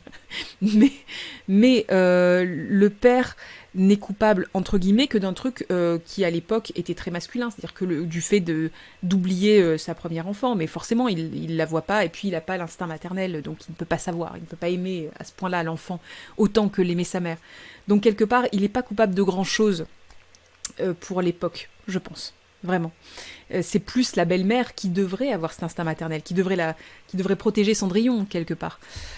Qui est vraiment pointé du doigt là-dessus. Et bien évidemment, pareil, on l'a punie par là où elle a péché, c'est-à-dire qu'on punit ses filles, et du coup, elle n'a plus rien à elle, du coup. Elle n'a pas Cendrillon, puisqu'elle n'a pas su la voir non plus, et elle a même plus ses filles pour essayer de les placer ou s'enorgueillir, etc., puisque maintenant, elles sont aveugles et qu'elle pourra plus les marier aussi bien. Enfin voilà, il y a aussi tout ce fond-là qui fait que de base, quand même, chacun est bien à sa place. Après, personnellement, je trouve Cendrillon un peu barjot aussi dans ce conte. Ah mais oui, Cendrillon, dedans, n'est pas particulièrement sympathique avec ses sœurs, par exemple. Elle ne prie pas pour les épargner ou quoi que ce soit. Bon, après, elle a l'air d'en avoir pas mal bouffé. Mais elle n'est pas particulièrement sympathique avec ses sœurs non plus, c'est sûr.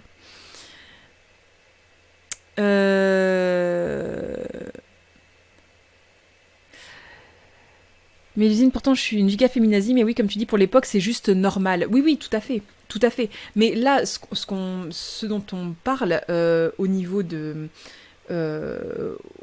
là de la figure de la belle-mère, par exemple, dans le conte, surtout dans un conte aussi ancien, qui, même s'il a été écrit à une certaine époque par Grimm, trouve, je pense, des origines bien avant, c'est intéressant de voir là où chacun est à sa place et là où on punit certains et où on pardonne à d'autres et où on récompense certains. Là, clairement, la jeune fille qui reste pieuse, qui croit toujours, qui a cet espoir très vif dans le fait que les choses, qu'il va y avoir un karma quelque part, c'est celle qu'on récompense. Le père, on lui pardonne parce que finalement, il n'a rien fait de plus ou de moins que ce qu'aurait fait un père de l'époque, voilà. Donc, il n'a aucun rôle dans l'éducation d'une fille. Donc, ma foi, la mère est morte, c'est normal que la fille soit morte aussi. Tac, on passe à autre chose. Et même le fait qu'il se remarie très vite n'est pas tellement pointé du doigt. Et la belle-mère, elle, par contre, et les sœurs encore plus, sont punies parce elles ont contrarié cet instinct qui est censé être l'instinct féminin de tu es douce, tu es bonne, tu es gentille, tu es pieuse, tu es comme Cendrillon en fait. Tu n'es pas, tu n'as pas de volonté d'arriver plus haut que tout le monde, tu n'as pas d'ambition, tu n'as pas tout ça. Logiquement, tu n'es pas censé avoir tout ça. Et le côté femme égale nature. Oui, oui, il y a de toute façon ce truc très fort de... Il y a des femmes qui sont... Enfin, là, c'est clairement la nature qui donne à Cendrillon les moyens de s'en sortir. Et alors que la belle-mère et les belles-sœurs, qui sont méchantes, elles sont déconnectées de la nature. La nature ne les écoute pas. La nature écoute les femmes bonnes et pieuses et qui respectent leurs instincts féminins. Respectez vos instincts féminins, on vous dit. Je trouve quand même que les deux sœurs ont pris bien cher par rapport à leurs crimes. Oui, mais alors les sœurs, effectivement, c'est ce que je disais tout à l'heure, après on va passer à Blanche-Neige, mais c'est ce que je disais tout à l'heure, c'est-à-dire que les sœurs, elles ont pris cher par rapport à leurs crimes, c'est-à-dire qu'elles ont pris cher parce que elles ne savaient pas voir Cendrillon, donc quand elles font semblant ensuite de la voir à nouveau et de vouloir être copine avec elle, machin, et bah du coup, tac, on leur dit, bah tu ne verras plus rien, mais surtout, c'est une façon, encore une fois, je pense, de punir la belle-mère à travers ses filles, quelque part elle tirait de l'orgueil de ses filles, eh bien on estime que maintenant elle ne peut plus tirer de l'orgueil de ses filles puisqu'elles ont les yeux crevés. Bon alors c'est une vision des choses médiévale, mais enfin voilà. Oui, les femmes arrivistes sont contre nature, voilà, tout à fait. Tout à fait. Donc en soi quand même, il y a quand même un truc très fort que ça raconte de l'image de la femme. Une femme qui refuse un enfant d'un mariage d'avant, qui n'arrive pas à aimer tous ses enfants de la même manière. Une femme qui veut absolument, qui a énormément d'ambition pour elle et pour ses filles, ou pour ses enfants, c'est louche, et surtout ses filles. C'est louche, c'est contre nature, elle est forcément méchante, et du coup, elle est punie. Non mais c'est imaginé à chaque fois, oui, et donc très dur bien évidemment. C'est imagé, pardon, imagé. Et en plus d'être aveuglées, elles sont faites mutiler les pieds, bah oui. Donc elles vont vraiment, dans cette optique-là, et dans une optique conte, plus servir à rien. hein, voilà. Donc, passons à Blanche-Neige. Blanche-Neige, pareil, hein, si vous n'avez pas eu un update, on va dire, sur la version moderne, la version, on va dire, justement, pas modernisée du conte, pas lissée, on va dire, du conte, c'est assez violent aussi, hein, trigger warning de partout. Il était une fois, au cœur de l'hiver, tandis que les flocons de neige tombaient du ciel comme des plumes, une reine qui cousait, assise à une fenêtre encadrée de bois d'ébène noir. Et pendant qu'elle cousait, tout en levant les yeux vers la neige, elle se piqua le doigt avec son aiguille, et 3 gouttes de sang tombèrent sur la neige. Comme la couleur rouge du sang sur la neige blanche était si belle, elle se dit « Si je pouvais avoir un enfant aussi blanc que la neige, aussi rouge que le sang, et aussi noir que le bois de la fenêtre ?» Peu de temps après, elle mit au monde une petite fille qui était aussi blanche que la neige, aussi rouge que le sang, et qui avait les cheveux aussi noirs que de l'ébène. Et pour cette raison, elle fut appelée Blanche-Neige. Et aussitôt après la naissance de l'enfant, la reine mourut. Alors, je fais une toute petite pause là-dessus.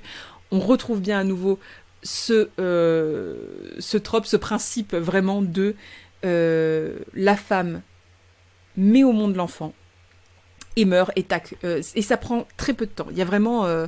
là, on présente un peu Blanche-Neige, machin, la reine, et bim, elle meurt d'un coup. Ça, c'est important parce que finalement, on élimine assez vite la figure maternelle du truc qui est un peu encombrante. Voilà, on l'élimine direct. Et on remarque que c'était la même pour Cendrillon. 1 an plus tard, le roi se remaria. C'était une belle femme, mais elle était fière et arrogante, et elle ne pouvait souffrir que quelqu'un puisse la surpasser en beauté. Elle avait un miroir magique, et quand elle se plaçait devant lui et qu'elle s'y regardait, elle disait « Miroir, miroir, qui sur le mur est mis, qui est la plus belle dans tout le pays ?» Et le miroir répondait « Majesté, vous êtes la plus belle du pays. » Alors, elle était satisfaite, car elle savait que le miroir disait la vérité. Cependant, Blanche-Neige grandissait et devenait de plus en plus belle, et quand elle eut 7 ans, elle était belle comme le jour, et elle était plus belle que la reine elle-même. Un jour où celle-ci demandait à son miroir « Miroir, miroir, qui sur le mur est mis, qui est la plus belle dans tout le pays ?» Celui-ci lui répondit « Majesté, vous êtes la plus belle chez nous, mais Blanche-Neige est 1000 fois plus belle que vous. » La reine prit peur et se mit à jaunir et à verdir d'envie. À compter de cette heure-là, lorsqu'elle apercevait Blanche-Neige, son cœur se retournait dans son corps tant elle haïssait la fillette. Telle une mauvaise herbe, l'envie et l'orgueil poussaient de plus en plus haut dans son cœur, ne lui laissant plus de repos ni le jour ni la nuit. Un jour, elle appela un chasseur près d'elle et lui dit « Emmène cet enfant dehors, dans la forêt. Je ne veux plus la voir devant mes yeux. Tu la tueras, et tu me rapporteras ses poumons et son foie en guise de preuve. » Le chasseur s'exécuta et fit sortir Blanche-Neige dans la forêt, mais quand il eut tiré son couteau pour transpercer son cœur innocent, Blanche-Neige fondit en larmes et lui dit « Ah, gentil chasseur, laisse-moi la vie sauve. Je m'enfuirai dans la forêt sauvage et je ne retournerai plus jamais chez moi. » Et comme elle était si belle, le chasseur eut pitié d'elle et lui répondit « Alors sauve-toi, pauvre enfant que tu es. Les bêtes sauvages auront-on fait de te dévorer ?» se disait-il. Et cependant, c'était comme si son cœur avait été libéré d'un grand poids, parce qu'il n'avait plus besoin de la tuer. Et comme un jeune marcassin passait justement par là, il le tua, en sortit les poumons et le foie, et les rapporta à la reine en guise de preuve. Le cuisinier dut les faire cuire au sel, et cette méchante femme les mangea, en pensant qu'elle avait mangé les poumons et le foie de Blanche-Neige. À présent, la pauvre enfant était seule au monde dans cette grande forêt, et la peur s'empara d'elle à tel point qu'elle se mit à regarder toutes les feuilles des arbres sans savoir ce qu'elle pouvait bien faire. Elle se mit alors à courir, sur des pierres tranchantes et à travers des épines, et les bêtes sauvages passaient près d'elle en bondissant, mais elles ne lui firent aucun mal. Elle courut aussi loin que ses jambes pouvaient la porter, jusqu'à ce que le soir s'apprête à tomber. Elle vit alors une petite maisonnette, et y entra, pour se reposer. À l'intérieur de la maisonnette, tout était petit, mais si délicat et si propre qu'il est impossible de le dire. Une petite table y était mise, recouverte d'une nappe blanche, avec 7 petites assiettes, chacune avec sa petite cuillère, et aussi 7 couteaux, et 7 fourchettes, et 7 petits gobelets. Le long du mur, 7 petits lits étaient alignés, les uns à côté des autres, recouverts de draps d'un blanc immaculé. Comme elle avait si faim et soif, Blanche-Neige mangea un peu de légumes et de pain dans chaque assiette, et but une goutte de vin dans chaque verre, car elle ne voulait pas prendre à une seule personne tout son repas. Ensuite, comme elle était si fatiguée, elle s'allongea dans un des petits lits. Mais aucun n'était à sa taille. L'un était trop long, l'autre trop court, sauf le 7e, qui était exactement à sa taille. Elle y resta allongée, se recommanda à Dieu et s'endormit. Lorsqu'il fit complètement nuit, les maîtres de la maison rentrèrent chez eux. Alors d'ailleurs, j'en profite pour faire un tout petit arrêt là-dessus. Effectivement, donc dans la version de ce conte-là, elle ne se tape pas le ménage. Mais on remarquera qu'elle est quand même très jeune et relativement petite, puisque là où il y a les nains, finalement, elle trouve quand même un lit qui est exactement à sa taille. Donc c'est plus ou moins une enfant, encore, voilà. Lorsqu'il fit complètement nuit, les maîtres de la maison rentrèrent chez eux.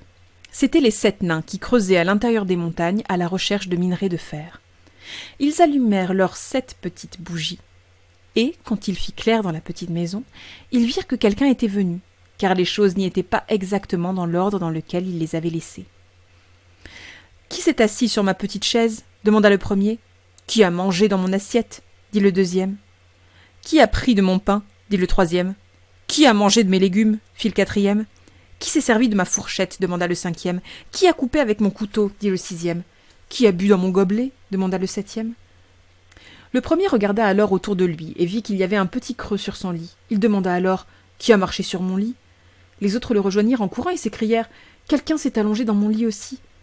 Quant au septième, lorsqu'il regarda dans son lit, il y trouva Blanche-Neige endormie. Il appela alors les autres qui accoururent et se mirent à pousser des cris d'étonnement. Ils allèrent chercher leurs 7 petites bougies et éclairèrent Blanche-Neige. « Mon Dieu, la belle enfant que voilà !» s'exclamèrent-ils. Et ils se réjouissaient tant qu'au lieu de la réveiller, ils la laissèrent dormir dans son petit lit. Quant au 7e nain, il dormit avec ses compagnons, passant 1 heure dans le lit de chacun d'eux. Puis la nuit fut terminée. Le matin, Blanche-Neige se réveilla et à la vue des 7 nains, elle prit peur, mais ils lui firent bon accueil et lui demandèrent « Comment t'appelles-tu » ?« Je m'appelle Blanche-Neige, » répondit-elle. « Comment es-tu arrivée dans notre maison » poursuivirent les nains. Elle leur raconta alors que sa marâtre avait voulu la faire tuer, mais que le chasseur lui avait laissé la vie sauve et qu'elle avait couru toute la journée jusqu'à ce qu'elle ait fini par trouver leur petite maison. « Si tu veux bien t'occuper de tenir notre ménage, préparer le repas, faire les lits, la lessive, coudre et tricoter, et si tu veux bien maintenir la maison propre et bien rangée, tu peux rester chez nous, et tu ne manqueras de rien, » lui dirent les nains. « Oui, bien volontiers, » répondit Blanche-Neige, et elle resta chez eux. « Merci, Adeline Porte, je tombe juste sur toi. » Elle faisait régner l'ordre dans leur maison. Le matin, les nains partaient dans les montagnes pour chercher du minerai et de l'or, et quand ils rentraient le soir, leur repas devait être prêt. Comme la fillette était seule pendant la journée, les gentils nains la mirent en garde en disant « Méfie-toi de ta marâtre, elle saura bientôt que tu es ici. Ne laisse entrer personne. » Quant à la reine, après qu'elle eut mangé les poumons et le foie, qu'elle pensait être ceux de Blanche-Neige, elle était persuadée qu'elle était de nouveau la plus belle et la première entre toutes. Elle s'approcha de son miroir et dit « Miroir, miroir qui sur le mur est mis, qui est la plus belle dans tout le pays ?» Celui-ci lui répondit alors « Majesté, vous êtes la plus belle chez nous, mais Blanche-Neige, par-delà les montagnes, chez les 7 nains, est encore 1000 fois plus belle que vous. » La reine prit peur car elle savait que le miroir ne mentait jamais et elle comprit que le chasseur l'avait trompée et que Blanche-Neige était encore en vie. Elle se mit à réfléchir et à réfléchir encore pour savoir comment elle allait bien pouvoir la tuer, car tant qu'elle n'était pas la plus belle dans tout le pays, sa jalousie ne lui laissait pas de repos. Et quand elle eut enfin forgé son plan, elle se maquilla le visage et s'habilla comme une vieille marchande, se rendant absolument méconnaissable. Sous cette apparence, elle se rendit par-delà les montagnes, chez les 7 nains, et frappa à la porte de leur maisonnette en appelant « Belle marchandise à vendre, à vendre !» Blanche-Neige passa par la tête par la fenêtre, et lui cria « Bonjour ma bonne dame, qu'avez-vous à vendre ?»« De la bonne marchandise, de belles choses, des lacets de toutes les couleurs, » répondit-elle en lui présentant un lacet qui était tressé de fils de soie multicolores. « Je peux bien laisser entrer cette brave femme, se dit Blanche-Neige. Elle lui ouvrit la porte et s'acheta le joli lacet. « Mon enfant, de quoi as-tu l'air » lui dit la vieille. « Viens, je vais te lasser ton corset bien comme il faut. » Blanche-Neige, qui ne se doutait de rien, se plaça devant elle et se laissa serrer son corset avec le lacet tout neuf. La vieille, quant à elle, lui serra bien vite son corset, et elle le serra si fort que Blanche-Neige ne put plus respirer et qu'elle tomba comme morte. « Voilà, tu étais la plus belle, » dit la vieille en se dépêchant de quitter la maisonnette. Peu de temps après, le soir, les 7 nains rentrèrent chez eux. Mais quelle ne fut pas leur frayeur en voyant leur chère Blanche-Neige gisant par terre, et elle ne bougeait pas le moins du monde, comme si elle était morte. Ils la soulevèrent, et voyant que son lacet était trop serré, ils le coupèrent. Elle se remit alors à respirer doucement, et peu à peu elle revint à la vie. Quand les nains entendirent ce qui s'était passé, ils lui dirent « Cette vieille marchande n'était autre que la reine impie. Méfie-toi, et ne laisse entrer personne en notre absence. » La méchante femme, cependant, quand elle fut de retour chez elle, alla se placer devant le miroir et lui demanda « Miroir, miroir qui sur le mur est mis, qui est la plus belle dans tout le pays ?» Et il lui répondit comme d'habitude « Majesté, vous êtes la plus belle chez nous, mais Blanche-Neige, par-delà les montagnes chez les 7 nains, est encore 1000 fois plus belle que vous. » Lorsqu'elle entendit ces mots, sa frayeur fut telle que tout son sang afflua vers son cœur, car elle avait bien compris que Blanche-Neige était revenue à la vie. « Mais maintenant, je vais inventer autre chose pour causer ta perte, » dit-elle. Et grâce à des pouvoirs de sorcellerie qu'elle possédait, elle fabriqua un peigne empoisonné. Elle se déguisa ensuite pour prendre l'apparence d'une autre vieille femme. Elle se rendit ainsi par-delà les montagnes chez les 7 nains, frappa à la porte de leur maison et cria « Bonne marchandise à vendre, à vendre !» Blanche-Neige passa la tête par la fenêtre. « Poursuivez donc votre chemin, car je n'ai le droit de laisser entrer personne. »« Mais tu as tout de même le droit d'y jeter un coup d'œil, » dit la vieille en sortant le peigne empoisonné et en le brandissant en l'air. Il plut alors tant à l'enfant qu'elle se laissa séduire et qu'elle lui ouvrit la porte. Quand le marché fut conclu, la vieille dit « Maintenant, je vais te peigner, bien comme il faut. » La pauvre Blanche-Neige ne se doutait de rien et laissa faire la vieille. Mais à peine celle-ci eut-elle glissé le peigne dans ses cheveux que le poison qu'il contenait se mit à agir et que la jeune fille perdit connaissance et tomba à terre. « À présent, c'en est fait de toi, prodige de beauté, » dit cette femme perfide avant de s'en aller. Fort heureusement, le soir approchait et les 7 nains allaient entrer à la maison. Quand ils virent Blanche-Neige gisant à terre comme morte, ils soupçonnèrent immédiatement sa marâtre. Ils cherchèrent et trouvèrent le peigne empoisonné, et à peine l'eurent-ils retiré que Blanche-Neige revint à elle, et leur raconta ce qui s'était passé. Ils lui recommandèrent alors une nouvelle fois d'être sur ses gardes et de n'ouvrir la porte à personne. Chez elle, la reine se plaça devant son miroir et lui dit « Miroir, miroir qui sur le mur est mis, qui est la plus belle dans tout le pays ?» Celui-ci lui répondit alors, comme par avant « Majesté, vous êtes la plus belle chez nous, mais Blanche-Neige par-delà les montagnes, chez les 7 nains, est tout de même encore 1000 fois plus belle que vous. » Lorsqu'elle entendit le miroir parler ainsi, elle se mit à frémir et à trembler de colère. « Blanche-Neige mourra, quand bien même je devrais le payer de ma propre vie !» s'écria-t-elle. Elle se rendit ensuite dans une petite pièce secrète et isolée où personne ne pouvait aller, et elle y fabriqua une pomme très, très empoisonnée. D'apparence, la pomme était belle, elle était blanche et rouge et bien ronde, si bien qu'en la voyant on avait envie de la croquer, mais celui qui en mangeait un petit morceau ne pouvait qu'en mourir. Quand la pomme fut prête, elle se colora le visage et se déguisa en paysanne, et elle se rendit ainsi par-delà les montagnes chez les 7 nains. Elle frappa à la porte, et Blanche-Neige passa la tête par la fenêtre et dit « Perceval vient d'arriver, c'est normal, on a invoqué la méchanceté. Je n'ai le droit de laisser entrer personne, les 7 nains me l'ont interdit. »« Peu m'importe, » répondit la paysanne, « j'arriverai bien à me débarrasser de mes pommes. Tiens, je vais t'en offrir une. »« Non, » répondit Blanche-Neige, « je n'ai le droit de rien accepter. »« As-tu peur qu'elle soit empoisonnée ?» demanda la vieille. « Regarde, je vais couper cette pomme en 2.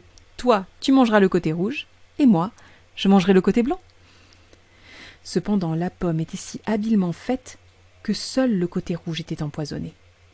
Blanche-Neige dévorait des yeux cette belle pomme, et voyant que la vieille en mangeait, elle ne put résister plus longtemps et passa la main à l'extérieur pour prendre la moitié empoisonnée. Mais à peine en eut-elle un morceau dans la bouche qu'elle tomba morte sur le sol. La reine la contempla alors d'un air mauvais, puis elle se mit à rire à gorge déployée, en disant « Blanche comme la neige, rouge comme le sang, noire comme l'ébène. » Cette fois, Les nains ne peuvent plus te ramener à la vie. » Et quand une fois chez elle, elle interrogea le miroir, « Miroir, miroir qui sur le mur est mis, qui est la plus belle dans tout le pays ?»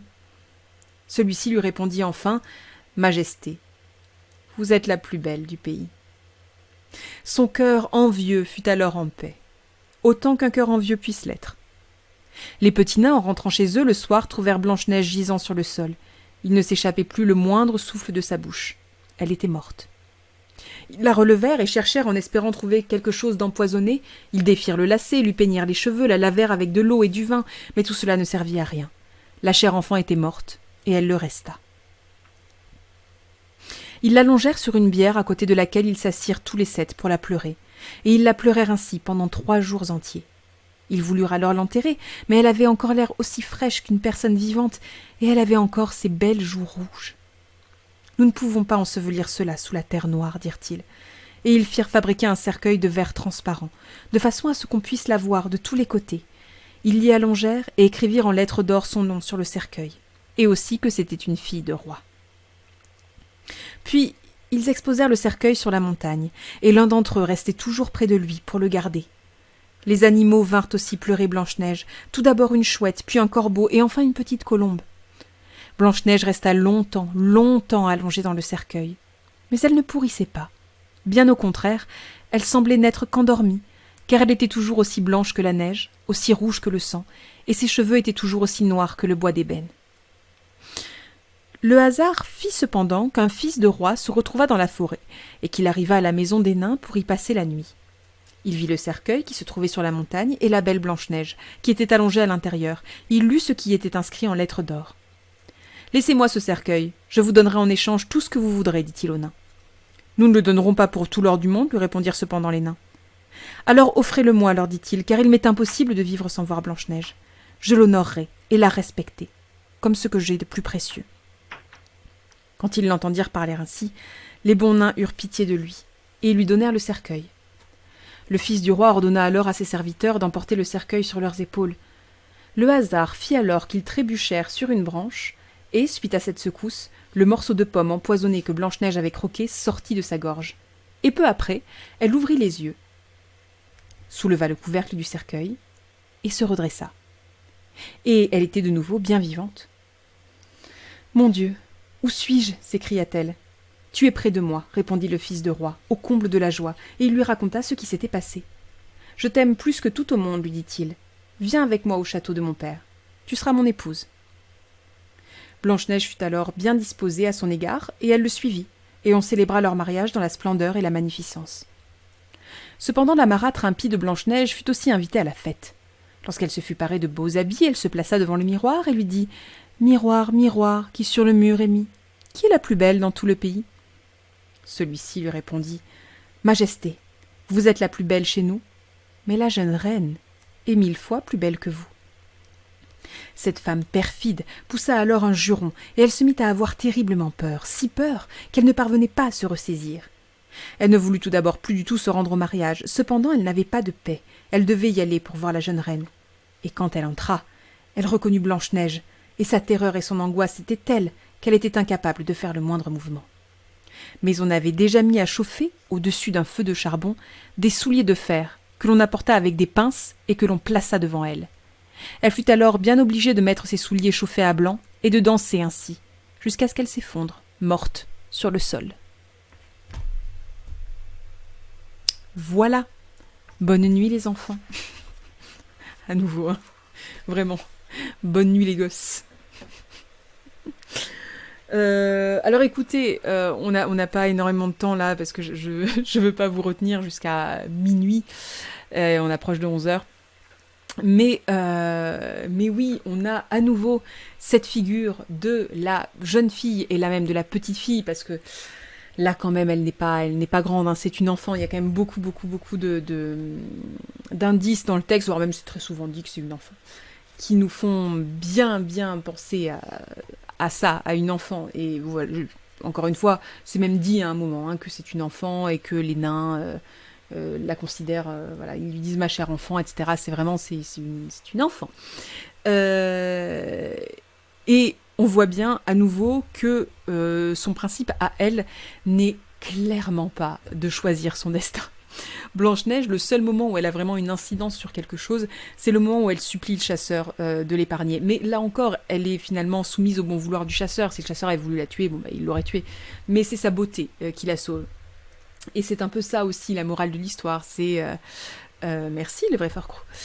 C'est vraiment le côté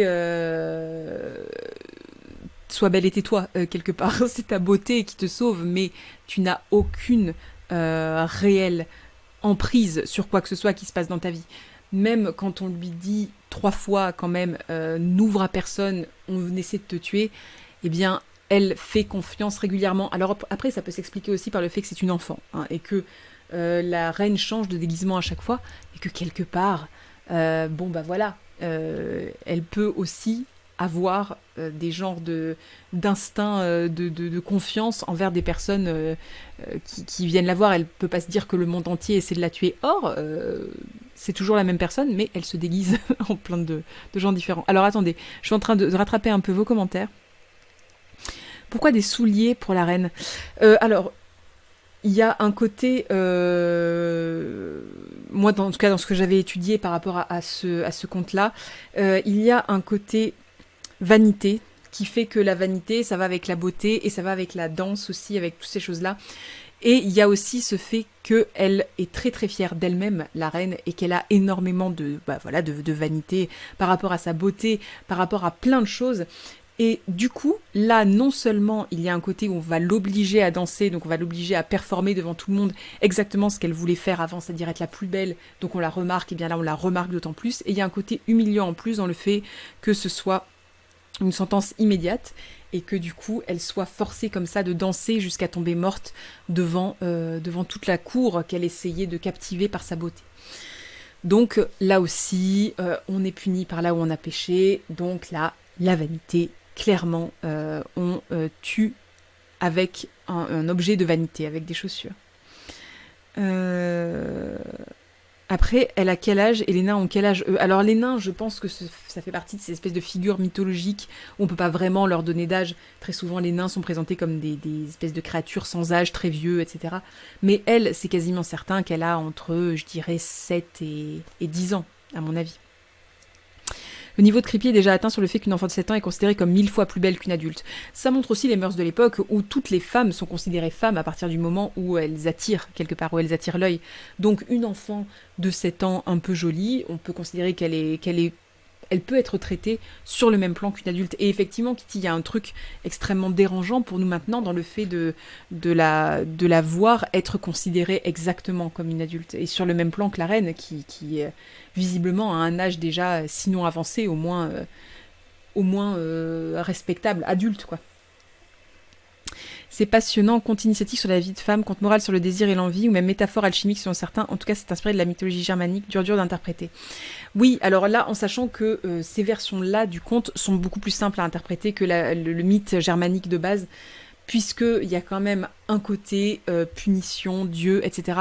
Tout, en fait, peut être assez facilement passé à la moulinette de la chrétienté, du catholicisme, etc. Donc, quand on... Enfin, pas que, d'ailleurs, du protestantisme aussi. En tout cas, d'une religion qui dit sois bonne, sois gentille, sois douce, les choses vont finir par arriver, en gros. Mais effectivement, il y a aussi tout un sous-texte alchimique qui est possible d'interpréter, notamment avec ce que demande la reine au tout début, je ne sais pas si vous vous souvenez, le poumon et le foie, avec les différentes étapes, c'est-à-dire déjà le lacet, donc le fait qu'on lui supprime l'air, ensuite le fait qu'on l'empoisonne, donc qui est très lié avec les fluides, etc. Voilà, et enfin le fait qu'elle avale la pomme, donc avec quelque chose qui finalement reste bloqué entre deux et tac, qui finit par ressortir. C'est interprétable de tellement de façons et c'est très très intéressant de voir toutes les interprétations différentes de toutes les versions différentes de Blanche-Neige. C'est une victime du début à la fin. Oui, dans un sens, oui, mais c'est valorisé. D'ailleurs, voilà, je vois Bactos que tu dis ça, mais c'est fou, ce qui est valorisé, c'est la passivité des femmes et toutes les femmes actives sont les méchantes. Oui, voilà, oui. Tout à fait.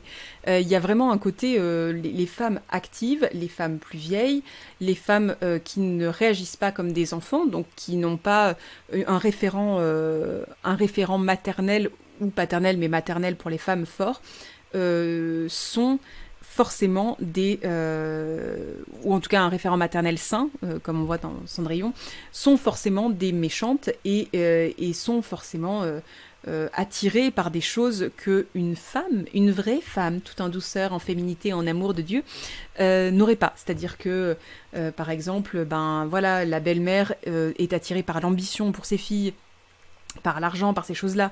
La reine est attirée par la beauté et la quête d'une jeunesse, d'une beauté supérieure à toutes celles qui existent, alors que finalement, la femme passive, douce et qui attend qu'il lui arrive quelque chose, la femme dans la position de l'enfant aussi, qui a du coup le référent, soit les sept nains, soit sa mère sous la forme d'un arbre, ou voilà, est acceptée déjà par la nature et protégée par la nature, puisqu'à nouveau dans ce conte-là, on nous dit bien qu'il y a des bêtes sauvages qui passent de partout autour de Blanche-Neige quand elle fuit, mais aucune n'a l'idée de la tuer ou de la... voilà.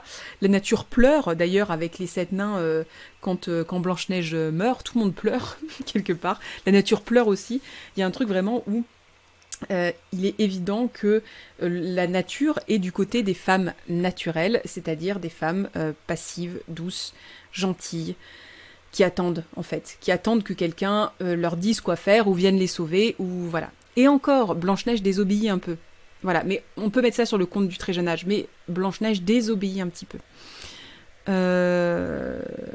En même temps, le jugement de la plus belle est donné par un miroir. Il n'y a pas un peu de psychanalyse derrière tout ça? Le miroir reflète. La reine se voit peut-être pas comme belle face au miroir. Oui, ça peut... Merci beaucoup, le vrai fort coup.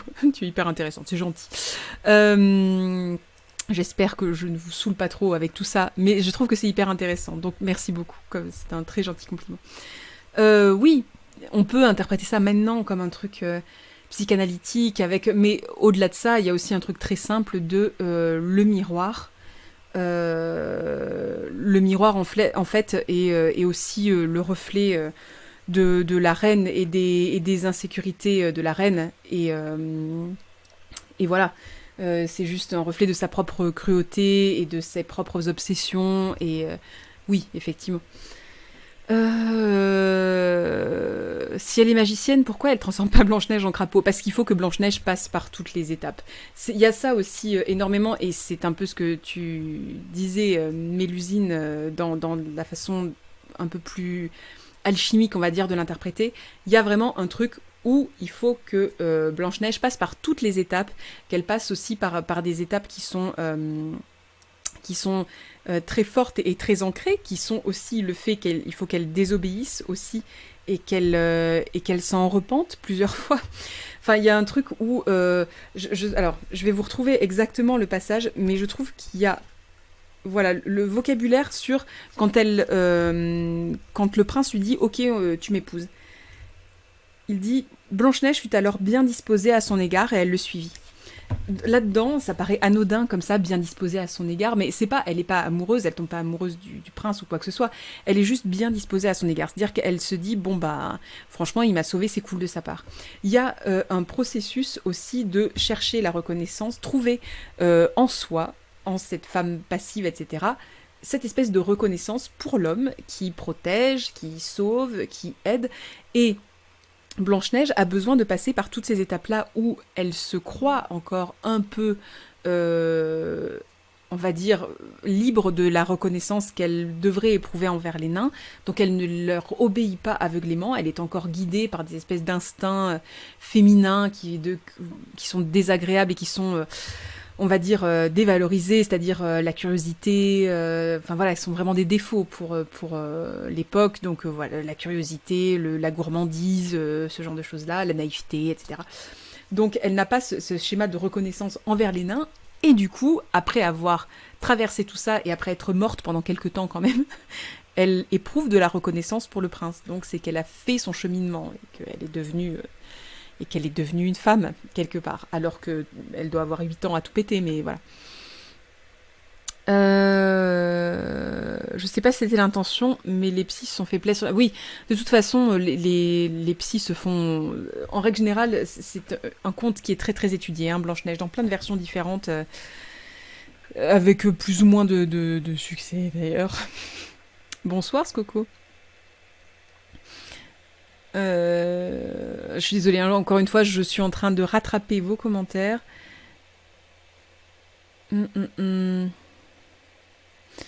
Perso, dans mon Once Upon a Time que j'écris, Blanche-Neige pète un gros câble, tue la reine et devient la méchante de l'arc narratif suivant. Oui, pas ça. Oui, effectivement, c'est très différent de la version originale, mais c'est bien. Ce sont des contes qui font réécrire. De toute façon, les contes, c'est fait pour être réécrits et racontés différemment. À chaque fois que j'entends des histoires comme ça me fait beaucoup penser à l'école des femmes que j'avais lu au lycée, où on trouvait normal que faire un lavage de cerveau sur une enfant pour la marier plus tard, c'était pas vu comme ultra choquant en vrai. Oui, oui. Oui, tout à fait. Il y a quelque chose de... Il y a quelque chose d'assez facilement établi, surtout à cette époque-là, sur le fait que les filles très très jeunes doivent être recadrées pour bien re-rentrer dans le moule. C'est très gentil, Camoulo, merci. Maltraite princesse et enfants, c'est l'inexistence des pères. Alors oui, effectivement, on se rend compte aussi que là, le père, on s'en fout complètement. Là aussi, il n'a aucune incidence sur l'histoire. Il n'est là ni pour son ancienne femme, ni pour sa nouvelle femme, ni pour sa fille. À aucun moment même, il n'est mentionné. Et là aussi, on voit la façon dont les contes fondent aussi cette image de la femme hyper... comment dire, qui doit avoir une reconnaissance envers son époux et qui ne doit pas, elle ne doit pas avoir d'instinct qui la pousse à prendre des décisions. Elle ne doit pas être entreprenante, elle ne doit pas... Voilà, quand elle est entreprenante, soit elle fait des conneries comme Blanche-Neige, même si elle est gentille, soit elle est carrément mauvaise et complètement...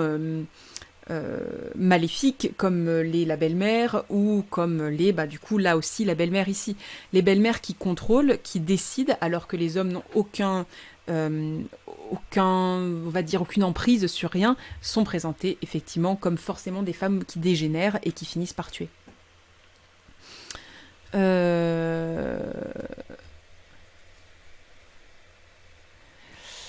Et la... Pardon, je suis en train de lire. N'empêche qu'ils sont sympas, les nains, à garder une fillette qui pique leur bouffe alors qu'ils doivent aller combattre un dragon et récupérer leur royaume. Alors, dans cette version-là, je pense qu'ils sont plus tranquilles, les nains. Genre, ils ont abandonné le fait de récupérer le royaume et tout, l'or sous la montagne, tout ça. Non, ils ont plus ce truc-là. Dans certaines versions, le père est hypnotisé par la reine, donc il ne peut pas intervenir. Oui, alors je pense que c'est plutôt des versions plus contemporaines qui font que ça excuse, entre guillemets, le père. Là, c'est une version, je trouve que c'est une version assez brute, dans laquelle même le père n'est même pas... je sais même pas si il est prononcé à un moment, le roi, je crois pas. Je crois qu'à aucun moment, en fait, ne serait-ce qu'on fait allusion au père. On se doute qu'il était là, mais à un moment, pour faire Blanche-Neige, et pour se remarier ensuite. Si, au début, si on le dit qu'il se remarie. Mais sinon... Non, il est pas du tout présent. C'est encore plus franc, je trouve, dans ce côté. Les hommes sont très excusables de pas être dans la vie de leur enfant. À aucun moment, il y a un espèce de truc moralisateur en mode et son père était incapable de la protéger. Il n'y a pas du tout. Le rôle du père n'est pas de protéger sa fille. À aucun moment. D'ailleurs, j'ai l'impression que les créatures surnaturelles féminines répondent au même procédé que les méchantes. Oui. Genre par exemple les succubes et tout. Oui, je suppose... Alors ce serait une vaste analyse à faire, mais je suppose que oui, il y a ce principe de... il y a ce principe de femme qui va prendre des décisions, qui va être très proactive, qui va beaucoup bouger, aller vers les hommes, notamment pour les succubes par exemple, et où c'est effrayant en fait. Une femme qui peut prendre le contrôle sur un homme qui peut l'influencer, c'est pour dire non seulement c'est effrayant, mais en plus ça mène à quelque chose de dangereux au final. Le rôle féminin est prépondérant dans cette histoire, c'est assez rare, je trouve, globalement, dans les contes. Alors oui, il est prépondérant, mais le rôle de méchante est prépondérant, mais comme dans Cendrillon, par exemple, le rôle de méchante est assez prépondérant. Après, le rôle de Blanche-Neige, en soi, elle fait pas grand-chose d'autre que se laisser bolosser un peu dans tous les coins, quoi. La pauvre, là, par sa belle-mère, quoi, qui la vire dans la forêt, puis vient la voir 3 fois pour essayer de la buter. Enfin, voilà. C'est normal de ne pas les voir autant vu qu'ils n'apportent rien au récit. Oui, bah oui, oui, bien sûr, le père est absent parce qu'il ne peut rien, juste il peut rien faire dans ce récit-là, quelque part. Mais enfin, il peut rien faire. Il pourrait faire plein de choses, mais du point de vue de l'époque, il peut rien faire quelque part. Là aussi, on voit toute la morale qu'il y a derrière. C'est des histoires de femmes, hein. Le père est pas concerné là-dedans. Le fait que la belle-mère se sente, enfin la belle-mère ou la femme plus âgée se sente en compétition dans l'amour du père avec sa fille. Déjà, ça donne une ambiance bien bien glauque, mais c'est un genre de basique ah bah les femmes de toute façon elles sont jalouses entre elles veulent toujours la jeunesse, elles se sentiront forcément en concurrence et en compétition pour l'amour avec quelqu'un de plus jeune qu'elles, etc. C'est toujours ce vieux fond un peu. C'est bien connu, les hommes servent à rien. Bah normalement si, quand même, mais dans ces contes-là, ils servent surtout à faire des enfants qu'ils abandonnent après. Le sphinx c'est une meuf qui te dévore si tu lui donnes pas la réponse qu'elle attend. Oui. Oui, oui, c'est vrai. Bah, après, c'est une meuf qui est assez monstrueuse parce qu'elle est faite de plein enfin, elle a quand même un côté animal, même physiquement, assez fort. Mais oui, effectivement, il y a aussi ce côté gardienne. Après, il y a ce côté gardienne aussi dans le sphinx qui est un peu... qui dévie un peu ce sens-là. Il y a beaucoup le côté jalousie de la femme âgée pour la jeune femme, mais genre très très jeune. Oui, oui, tout à fait. Oui, ah ben on était synchro quand on l'a dit. Oui, oui,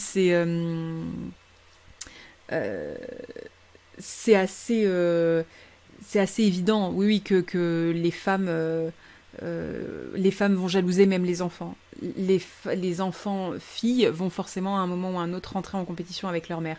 Du coup, c'est pas non plus pour rien si les mères meurent à chaque fois au début des contes. C'est plus simple et c'est plus sain aussi qu'elles rentrent en compétition avec une belle-mère, donc avec qui elles n'ont rien à voir, plutôt que la compétition avec leur mère se fasse là tout de suite. C'est ça aussi. C'est là aussi où on voit le côté le fond de misogynie qu'il y a dans le contexte patriarcal dans lequel ont été écrits ces contes, c'est qu'il y a le côté oui, il y a un fond quelque part de les femmes de toute façon, si on les laisse en roue libre, elles vont se déporter forcément vers des occupations qui ne concernent pas les hommes déjà, mais qui vont être des trucs de beauté, de machin. Et forcément, ça les rend complètement hors nature, quoi. Elles deviennent des sortes de créatures mauvaises, méchantes, voilà. Il n'existe pas une version où le chasseur est le père de Blanche-Neige. Alors, moi, j'en connais pas, mais ça changerait le sens pas mal, du coup. Les contes traditionnels ont été écrits par Matzneff. Alors, disons que c'était une époque où on considérait les filles comme adultes très très tôt. Genre très très tôt.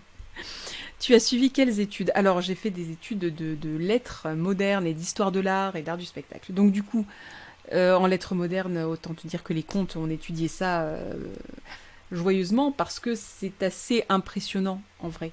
Tout ce qu'il y a là-dedans, c'est un genre de concentré de culture populaire, mais du coup, vu que c'est un concentré de culture populaire, comme plein de mythologies, comme peuvent être aussi plein de textes religieux, c'est aussi une belle figuration de ce que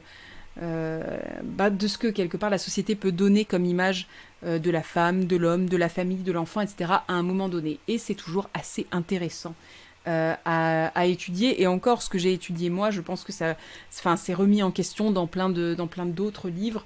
Depuis, j'ai lu d'autres livres qui ont affiné ma façon de penser vers autre chose. Et du coup, quelque part, tout se complète. Même les trucs qui rentrent en contradiction, quelque part, se complètent. C'est très intéressant d'étudier ces textes anciens dans tous les cas. Bon, écoutez, oui, il est 11h10, je vais vous laisser tranquille. Je vais vous laisser continuer votre soirée tranquillement. Histoire de l'art archéo représente. Est-ce que les filles rentrent en compétition avec les adultes parce que les femmes adultes se sentent menacées ou c'est parce que la société dit que le désir des mecs est valide pour n'importe qui? C'est une bonne question à se poser, de savoir quelle est l'origine de la compétition entre femmes dans les contes. Je pense que moi, alors mon interprétation à moi, où là pour le coup c'est très personnel et ça peut complètement être être récusé et discuté surtout.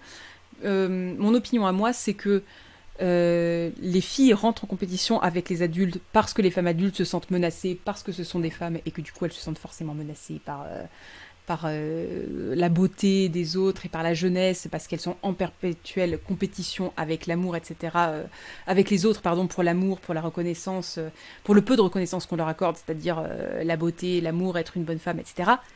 Euh, mais du coup, cet état de fait-là entraîne du coup une conclusion qui fait que la société autorise le désir pour n'importe qui, du coup, quelque part. Le désir de l'homme est valable pour n'importe qui, sinon la reine ne se sentirait pas en compétition avec une petite fille. Si le désir de l'homme ne pouvait pas effleurer cette très jeune fille. On ne sait pas exactement quel âge elle a, mais voilà. Donc je pense que les deux s'imbriquent beaucoup, beaucoup, beaucoup. Euh, Je lis des contes à mes enfants le soir. L'autre jour, c'était Alibaba. Mon 4 ans n'a pas pu dormir, trop peur. J'ai dû lui inventer un temps où tout doux derrière pour le tranquilliser. Alibaba, c'est effrayant, je trouve. Alibaba, ça fait vraiment peur. Ma saison, par contre, c'est le joueur de flûte de Hamelin qui lui a donné des angoisses. Ah, mais parce que les images du joueur de flûte de Hamelin sont effrayantes, avec tous ces rats qui suivent le joueur de flûte et qui se noient. Héra qui jalousait les infidélités de son mari qui faisait danser les petites mortelles. Il y a plein de références de partout. Oui, oui, dans plein de mythologies différentes. Ça me fait penser à Yann Moix qui avait dit « Les femmes de plus de 50 ans ne m'attirent pas ». Bah oui. Non mais voilà, on retombe sur ce truc de les hommes valorisent la jeunesse et dans ces contes-là, il y a pas de limite à la jeunesse. À une époque où les femmes dépendent matériellement des hommes, le capital d'une femme est sa désirabilité. Effectivement, Mélusine, effectivement, il y a quelque chose de toute façon de l'ordre du paraître. C'est tout ce que peut vendre une femme. Elle peut vendre juste sa beauté qui peut influencer, mais c'est parce qu'on se disait que de toute façon les femmes n'avaient pas voix au chapitre autrement. Elles n'avaient pas l'intelligence et la finesse politique pour avoir envie, besoin ou voix au chapitre sur autre chose. Enfin voilà, elles sont juste belles et, et c'est ça qu'elles peuvent vendre. Avant, elles peuvent vendre leur jeunesse et leur virginité, leur pureté. Et ensuite, quand elles sont plus vieilles, elles peuvent vendre leur gentillesse, leur bonté, leur côté maternel, le fait qu'elles aient eu des enfants. Voilà, c'est tout ce qu'elles peuvent, c'est tout ce qu'elles peuvent vendre quelque part. Enfin, en tout cas, c'est ce qui est véhiculé dans ces contes. Plus que les rats, c'est quand il joue pour les enfants qu'elle s'est inquiétée de ce que deviennent les enfants et du désespoir des parents. Ah non, mais je comprends très bien. Vraiment, ça fait très très peur, je trouve, ce conte. Il est effrayant, effrayant. Écoutez, je pense qu'on va se laisser là-dessus. Merci beaucoup d'avoir participé à ce live où du coup on a fait un peu tout. On a fait Belmar, on a fait des études universitaires, on a fait Grimm. Écoutez, c'était hyper intéressant en tout cas de parler de tout ça avec vous. Est-ce que je peux vous lancer sur une autre chaîne? Ah bah il y a Céline Tran qui est en train de discuter de quelque chose. Alors je ne sais pas exactement quel est le programme pour Céline Tran, mais tac, lançons le raid auprès de Céline Tran qui est quand même une chouette personne. Hop, et merci beaucoup à ceux qui m'ont découvert ce soir, c'est très très gentil pour tous les compliments. Merci beaucoup beaucoup beaucoup. Merci à tous d'avoir été là jusqu'au bout. Avant de se quitter, je voudrais rappeler l'importance de la pétition pour la désolidarisation de l'AH des revenus du conjoint. Oui, alors oui, effectivement, c'est une pétition que j'avais partagée il n'y a pas très très très longtemps sur Twitter, mais je pense que ça a été complètement avalé par le fil de tout ce que j'ai écrit depuis.